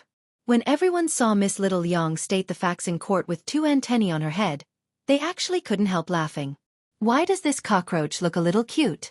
I've always thought cockroaches were disgusting. Maybe it's because this little cockroach has a Lolita voice. A Lolita voice. Sure enough, this was an evil thing. Some people used it to swindle money, and some cockroaches used it to act cute. At that moment, Teacher Pan couldn't help speaking in the group. Students, the facts prove that all living things are equal to begin with. As long as the conservation of living things is maintained, even cockroaches will help humanity develop. This is a very dramatic event, and it's worth all of us thinking about it. Since that's the case, students, teacher will give you another assignment. Everyone, write an essay of no less than 800 words on the topic of cockroaches and humans. The theme must be clear, the idea must be clear, and the positive energy must be promoted. This will demonstrate the special bond and friendship between living things. The class chat group instantly fell into an awkward silence. Teacher Pan wasn't happy. Students, why aren't you saying anything? Do you think the words in the essay are too few? How about this? The first 5 students who raise their hands to answer only need to write 800 words, and the rest of you must write at least 2,000 words. Seeing this, Wang Ling instantly replied with an ellipsis. Very good. Congratulations to the first person to write an 800-word essay. Student Wang Ling. Teacher Pan nodded in satisfaction. F***K. Wang Ling, I knew you were spying on us. I've never seen your hand speed so fast before. Super Chen couldn't help ridiculing.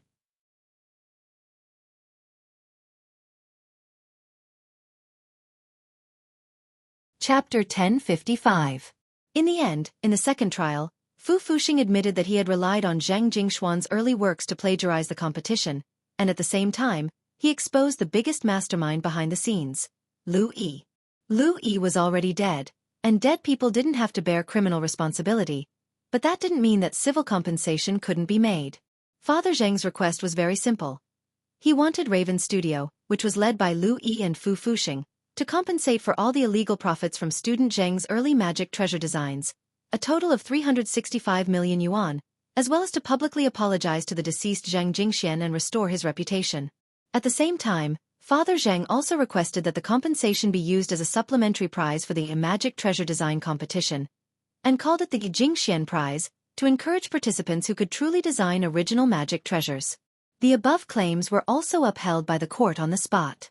Chief Judge Liang Xian made the final decision. At last, this plagiarism case that had left the Zheng family uneasy finally turned around on September 21st, 3 years later, on the 38th day of the summer break. The police officers in charge of the case back then, as well as the judge and the jury, all received disciplinary warnings. They had made a wrong ruling when the facts weren't clear and the evidence wasn't sufficient, which was a fact that the Zheng family had been troubled. On the other hand, this also proved that justice was fair, and reflected the courage to admit one's mistakes and to find out the truth. The wrongful case from 3 years ago came to an end, and Father Zheng's family's troubles were resolved. But for Wang Ling, the Wang family's troubles had just begun. He received a text message from Odd Shua. It was about the frozen dumplings that Father Zhang and that demon lawyer Wu Yuanji had both mentioned. Because Chief Zhao, the head of the General Police Department, suspected that someone had disguised the dumpling fillings with drugs, he was paying a lot of attention to the origin of the frozen dumplings. Wang Ling couldn't help but raise his guard. What was certain at the moment was that Mother Wang had indeed bought frozen dumplings suitable for pregnant women a while ago, but because it had been an impulsive purchase, she had later returned some of the goods when she came to her senses. This included the box of frozen dumplings. Wang Ling's great enchantment spell had the power to turn something rotten into something magical. He had enchanted a tricycle, a microwave oven, a toilet, and a while ago, he had even enchanted his bedroom door. But he wouldn't be so bored as to enchant a bag of frozen dumplings with such a mystical heavenly Tao spell.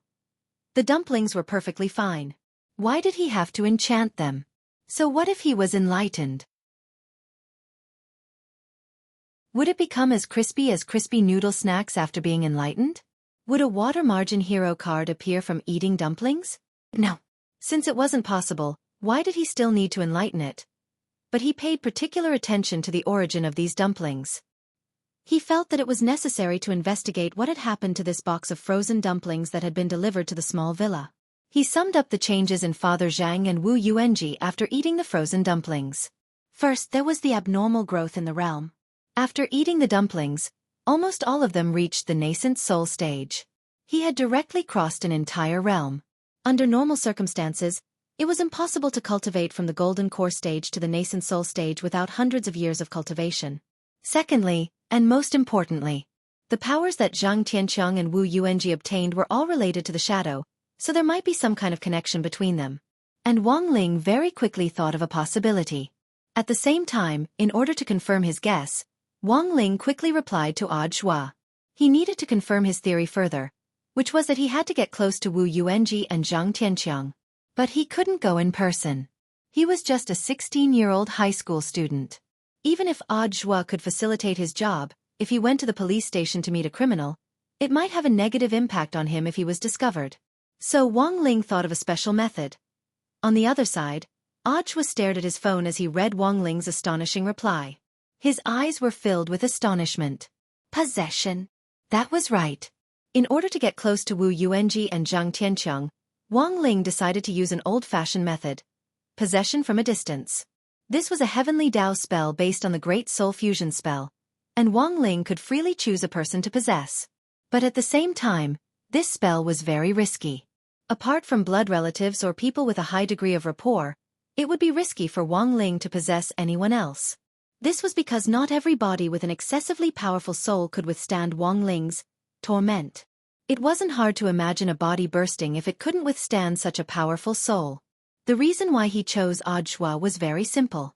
Odd Shua had been his disciple for several months, and their relationship could be considered close. Most importantly, it was Wang Ling who had taught Odd Shua the cultivation technique he was currently learning.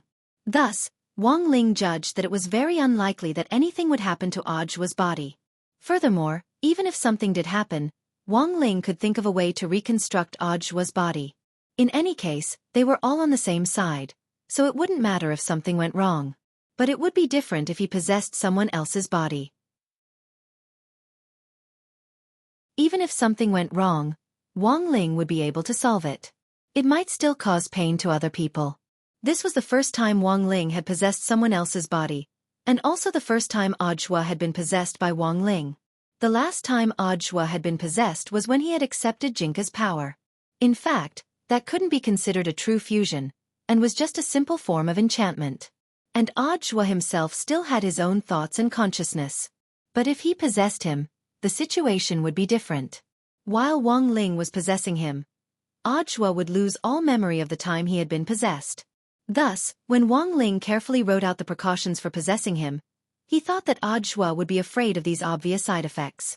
Not everyone could withstand the feeling of being possessed by a foreign body. Some people would even experience stress reactions for a very long time after being possessed, such as vomiting, fatigue, higher body temperature, increased frequency of toilet visits, and becoming irritable. That was right, these stress reactions were similar to the early signs of pregnancy. Wang Ling was worried that Odd Shua would refuse, so he explained all the possible side effects clearly to him. But who the hell knew that Odd Shua's reaction seemed to be especially excited? Shifu, when are you coming? GKD Shifu. I can't wait. As your dearest disciple, you must always remember that there will always be a place for you in my body.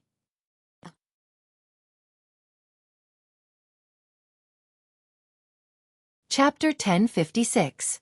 The matter of the magic treasure design case had come to an end, but that didn't mean that Aujua's task was over. The Black Shadow Army that had escaped in the Palace of Mirrors was now his primary target to investigate and track down. Wuxia Alliance had secretly handed this task over to the Office of Strategic Deception, and Aujua was the chief commander representing the Office of Strategic Deception in searching for clues about the Black Shadow Army. This organization was far more cunning than Aujua had imagined. Little Silver and Loopy Toad had been working together to search for the aura of the Black Shadow Army recently, but to no avail. Even the Lord and Lady of the Castle of the Office of Strategic Deception's Intelligence Department hadn't been able to intercept any valuable clues. It was very obvious that this Black Shadow Army had a strict management system to prevent internal information from being accidentally leaked. This was a very tightly managed organization. And behind such a strict management system, there had to be a huge, unspeakable secret. At that moment, Wang Ling was attached to Aujua's body, while his real body was in standby mode. In standby mode, it was as if Wang Ling had been implanted with an AI system to do some of the things he usually did, which was a little similar to an intelligent takeover state. Fortunately, Wang Ling didn't usually speak much, so even in this takeover state, there wasn't too much of a contrast. It was just that in this takeover mode, Wang Ling wouldn't take the initiative to attack if he encountered danger, and would instead passively defend himself. In layman's terms, he wouldn't fight back if he was hit. He just wanted to get close to Wu Yuanji and Zhang Tianqiang in Aujua's body to see if their current situation matched up with what he had guessed. It wouldn't take too long, and Wang Ling felt that it wouldn't be a big deal if he left his real body for a while.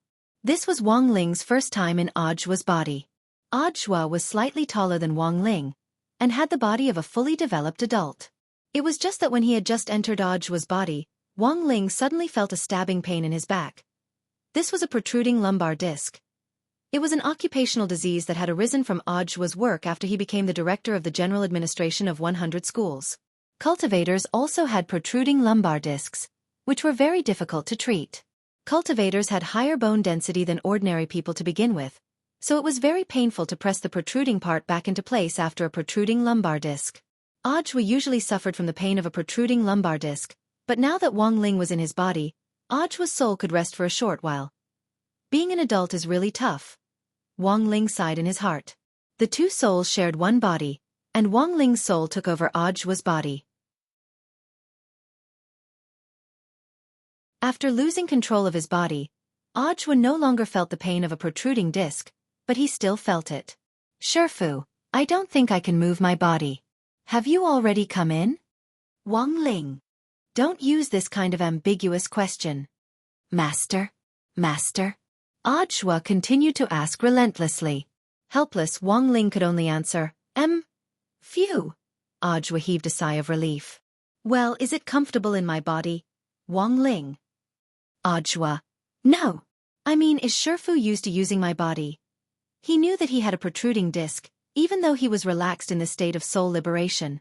But she was still worried that he wouldn't be used to his body. The biggest problem with a protruding disc was that the bones in his waist would bulge out bit by bit as he walked. So Aujua had to straighten his waist every time he walked to push the protruding bones back a little. In fact, after the trial of the magic treasure plagiarism case, Aujua's protruding disc had flared up again. He had been lying in bed at home, resting with a piece of soft jade that gave off a cold aura around his waist. Generally speaking, the pain caused by a protruding disc would lessen a lot if he lay down for half an hour. But Wang Ling realized that he couldn't delay any longer. He directly manipulated Aujua's body to teleport to a thicket near Songhai First Prison, and then walked out of it. This wasn't Aujua's first time here, and returning to the prison felt like returning home. Seeing that it was Aujua, the guards at the gate opened the gate one after another without even checking his ID. There were scanners at the prison gates to prevent people from changing their appearance and sneaking in. They could even detect true immortals. Thus, it was almost impossible for someone to disguise themselves as Aujua and sneak into the prison. Only an almighty like Wang Ling, who possessed heavenly Tao, wouldn't give himself away. Director Zhua, you're here again. I've already tidied up the guest room for you. If you're busy today, you can directly stay in there. Wang Ling was stunned. There was actually a private guest room for Aujua in this prison. It seemed that the relationship between Warden Liang and Aujua was indeed extraordinary. The truth was that Warden Liang had always held Aujua in the highest regard. Audiobook's performance was linked to Songhai First prisons. Now that more and more bigwigs had been arrested and sent to Songhai First prison, the reputation of the prison and Warden Liang's reputation in the outside world had been boosted by several halos. The salaries of all the prison staff had also increased substantially. So when everyone saw Audiobook arrive, they all had smiles on their faces. Wang Ling wasn't good at smiling, but in order not to give himself away, he used Audiobook's body to make several fake smiles in a row. Although they looked fake, at least he managed to bluff his way through. In the special prison cell, the old devil, master of Immortal Mansion Chang Yu and evil sword god were still locked up together. Father Zhang and Wu Yuanji, who had just been detained, were locked up in separate high-class cells.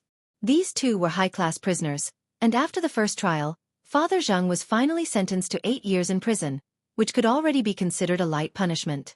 Furthermore, Father Zhang's repentance was pretty good, and he and Wu Yuanji were locked up separately, so the conditions around them weren't too bad. As for Wu Yuanji, he was very miserable. Although it was also a high-class cell, Wu Yuanji's cell was heavily guarded. This devil's lawyer had once relied on his own strength to free a lot of prisoners who had originally been facing heavy sentences. The prison guards of Songhai First Prison had held a deep grudge against Wu Yuanji in those years. Now that Wu Yuanji had been arrested, he would naturally receive some special, preferential treatment. Wu Yuanji. A prison guard walked into Wu Yuanji's cell. In order to satisfy the mental needs of the 3 special felons in the special prison cell, and to prevent them from suffering from mental illness in the prison's enclosed environment for a long time, you are now required to play mahjong with them for an hour every day. Wu Yuanji. When he reached the entrance of the special prison cell, he saw 2 prison guards carrying a prisoner covered with a white cloth out of the cell. The prisoner was about to be sent for emergency treatment. Wu Yuanji. This is prison guard, the last one to play mahjong with them. Wu Yuanji. Prison guard. Don't try to play tricks while playing mahjong. Otherwise, you'll be the next one to be carried out. Wu Yuanji.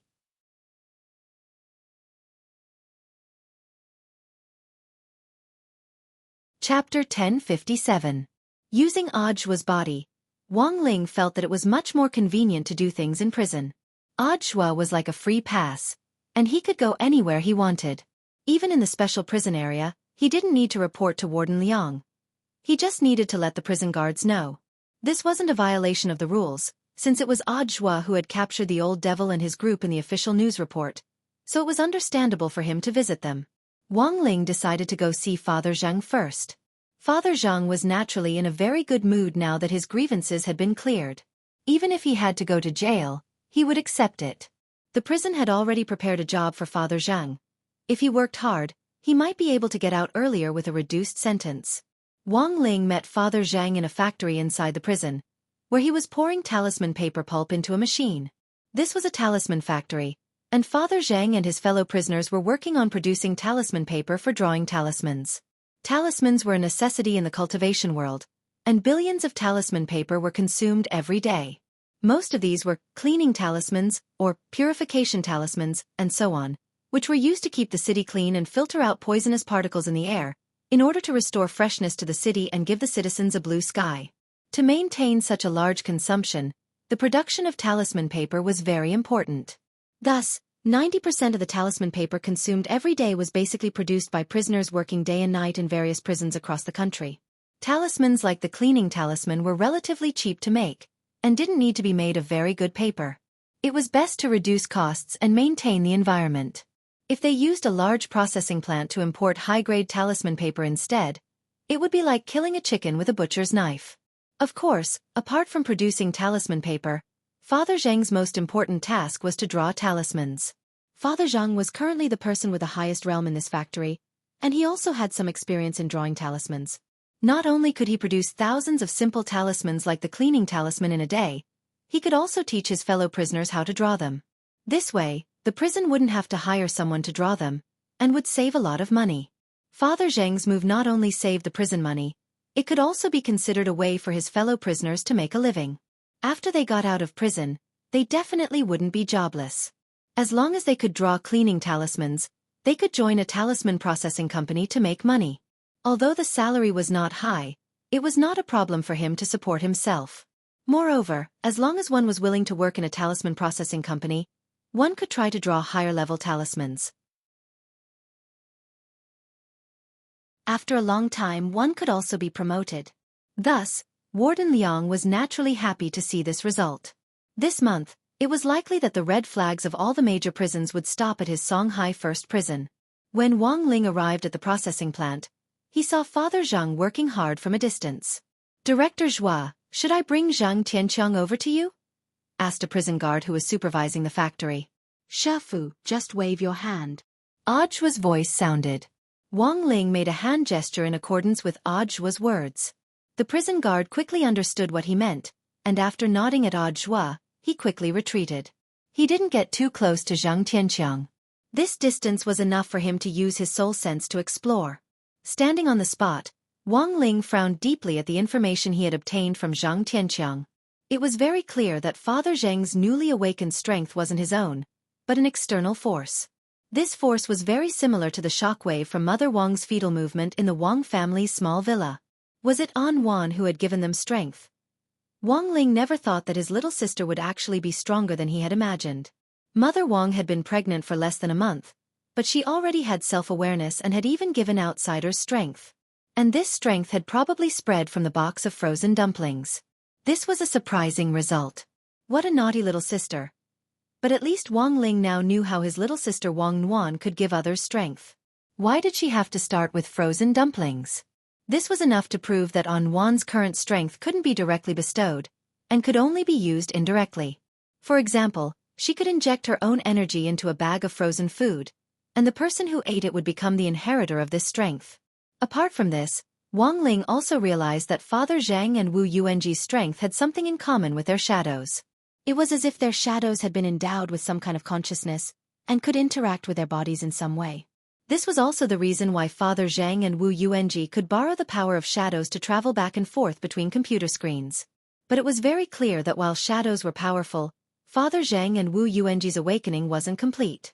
They had been bestowed with the power of shadows, but hadn't been able to unleash their true strength. Using shadows to travel back and forth between screens was just a routine operation.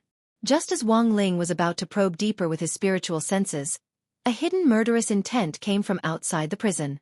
Songhai First Prison. Ever since the last time Shadow Stream people had broken through the walls to escape, the high walls and barrier around the prison had been reinforced. Not everyone could enter the prison as easily as Zhua. At that moment, someone was looking down at Songhai First Prison from high ground. Bai Yu was dressed entirely in white, and his clothes fluttered in the wind. "Everyone, our mission this time is only Zhang Tianqiang and Wu Yuanji. Everyone must capture these two alive." After returning from the world of the Palace of Mirrors, the Black Shadow Army had been waiting for the data on the Shadow Wave. They had divided their strength to monitor Wang Ling's family villa, but they never expected the Shadow Wave to suddenly shift and appear on Wu Yuanji and Zhang Tianqiang. Bai Yu Quan was overjoyed at this discovery. As long as they could capture these two people with the Shadow Wave, there was hope for them to revitalize their force. Unfortunately, Wu Yuanji and Zhang Tianqiang, these two idiots, didn't know how to thoroughly activate their formidable power. Prison break. This was tantamount to declaring war. The Black Shadow Army had been quiet for a long time after leaving the world of the Palace of Mirrors. They had been waiting for the right time to announce their force to the world. And now, the opportunity had come. "Shadow Brute, it's your turn," Bai Yu Quan said softly. In the crowd, a shadow giant that was 5 or 6 meters tall appeared. His feet shook the ground, and his entire body was wreathed in black shadows. Holding 2 shadow axes in his hands, he directly raised them and charged at the front gate of the prison at Bai Youchuan's command. At the same time, Songhai First Prison's most advanced alarm system broke the silence of the night as the shadow giant attacked the gate.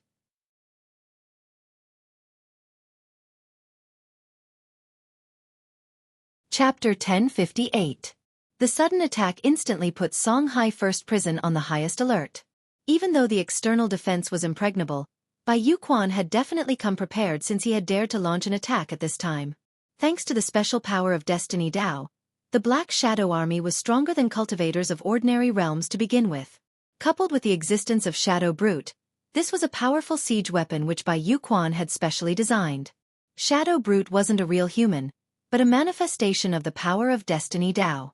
It was shaped like a black shadow and built like a mythical giant, and it gave off a powerful sense of oppression. Under the cover of the black shadow, a chilly wind blew in the face, stirring up the clouds and wind. Team 1, defend. Team 1, defend. Team 2, attack. The entire prison has entered the highest defense mode. Close the cages. Prevent the prisoners from escaping. It had happened suddenly, but fortunately, under Warden Liang's guidance, Songhai First Prison had already taken the appropriate precautions. The prison guards performed their respective duties and immediately launched the first round of defense against Bai Youquan's Black Shadow Army. Some people made hand signs to strengthen the barrier, and some people escaped from the secret exit of the barrier to fight the Black Shadow Army. They only had one task, and that was to stop the enemy's attack in the shortest time possible and kill all the enemy's malice in the cradle. The purpose of attacking the prison was nothing more than to free the prisoners, and the other party's objective for choosing this time to attack was actually very clear. It was likely that they were after that demon lawyer Wu Yuanji and Father Zhang Tianqiang. Warden Liang knew that the situation wasn't good, and immediately rushed to the front line to direct the battle. Standing at the entrance to the prison, he snapped his fingers and changed into the warden's custom-made leather combat suit. Have you determined the number of invaders? Lord Warden, there are a lot of them. There are no less than 100 of them. This is a well-prepared invasion. Warden Liang immediately frowned. Call the city police station immediately and ask for reinforcements from the nearest Immortal Arts mobile squad. Yes. After doing all this, Warden Liang's gaze turned to the giant Shadow Brute, who was trying to tear the barrier apart. As the warden, he could tell at a glance that this big guy was probably the most difficult person to deal with. Netherworld chains. With a wave of his hand, 2 chains instantly shot out of the crack in the air like swimming dragons. Following Warden Liang's will, the chains instantly climbed onto Shadow Brute's hands and feet and firmly held it back. Success. As expected of the warden. The crowd was in high spirits. Warden Liang's participation immediately raised the morale of the prison guards and warriors present. The Netherworld flame on the Netherworld chain has the ability to devour spiritual energy. I heard that the spirit shackles were developed based on the Netherworld chain. This big guy probably won't be able to escape now, someone said. Let's charge together. Take down these invaders in one fell swoop. The prison guards brandished their immortal swords with chains in their hands and launched an all-out assault on the Black Shadow Army. But everyone never noticed the figure of the mastermind behind this battle, Bai Youquan. The current situation seemed to be the defeat of the Black Shadow Army. But in fact, everything was under Bai Youquan's control. The Prison Combative Police Regiment, made up of prison guards from all over the country, was a more mature combat police force than the Immortal Arts Mobile Squad, and was currently the strongest official combat group under Wuxia Alliance apart from the Special Forces. Bai Youquan had wanted to test the strength of the Prison Combative Police Force, but the result was more disappointing than he had imagined. Bai Youquan sighed softly, then murmured softly, "There's no time to play these family games, Shadow Brute." Although his voice wasn't loud, it seemed to give Shadow Brute an even more powerful ability, and the instant Bai Youquan's voice fell, all the Black Shadow Army fell into a frenzy. The Netherworld chain is about to break. Warden Liang turned pale with fright. He never thought that the situation, which had originally been in his grasp, would actually collapse in an instant. Bang! The Netherworld chain was torn apart by Shadow Brute's tremendous strength. In a split second, an explosive power was released, and countless prison guards were sent flying in all directions like ants. The Black Shadow Army's attack was going smoothly, but no one noticed the person observing them from behind the scenes. Wang Ling, Bai Youquan had escaped last time, and now that he had shown up again after much difficulty, Wang Ling absolutely wouldn't miss this rare opportunity to learn. That was right. As a special Great Dao, Wang Ling hadn't mastered Fate Dao. The last time he had learned Divine Dao, it had only been the blink of an eye. But Fate Dao was more special, and Wang Ling needed more time to comprehend it. And the best way to comprehend it was to observe the possessor of Fate Dao up close. Thus, after observing quietly for about 2 minutes, Wang Ling's tightly furrowed brows finally relaxed again. Furthermore, he gave his own assessment of this great Dao of fate. Fortunately, it's not particularly difficult. Shifu, the situation isn't looking good. While Wang Ling was studying, Ajua was extremely anxious. Seeing that the prison barrier was about to be broken, Audhua's heart was filled with mixed feelings. "Don't panic," Wang Ling comforted him.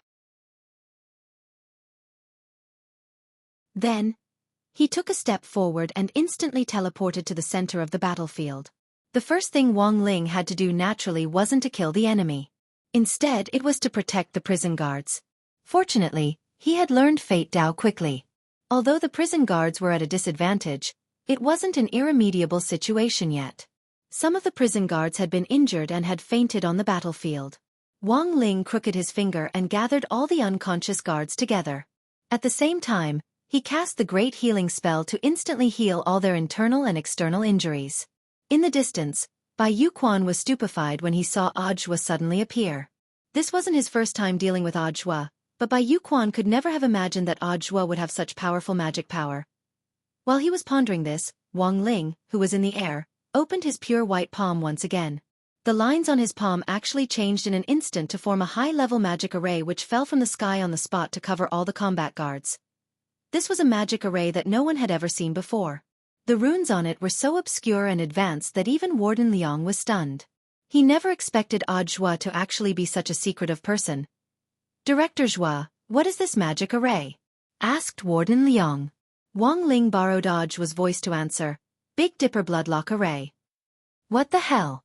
Bloodlock Array?" Warden Liang felt that he had never heard of this array before. But at that moment, one of Shadow Brute's sharp claws suddenly pierced Warden Liang's stomach.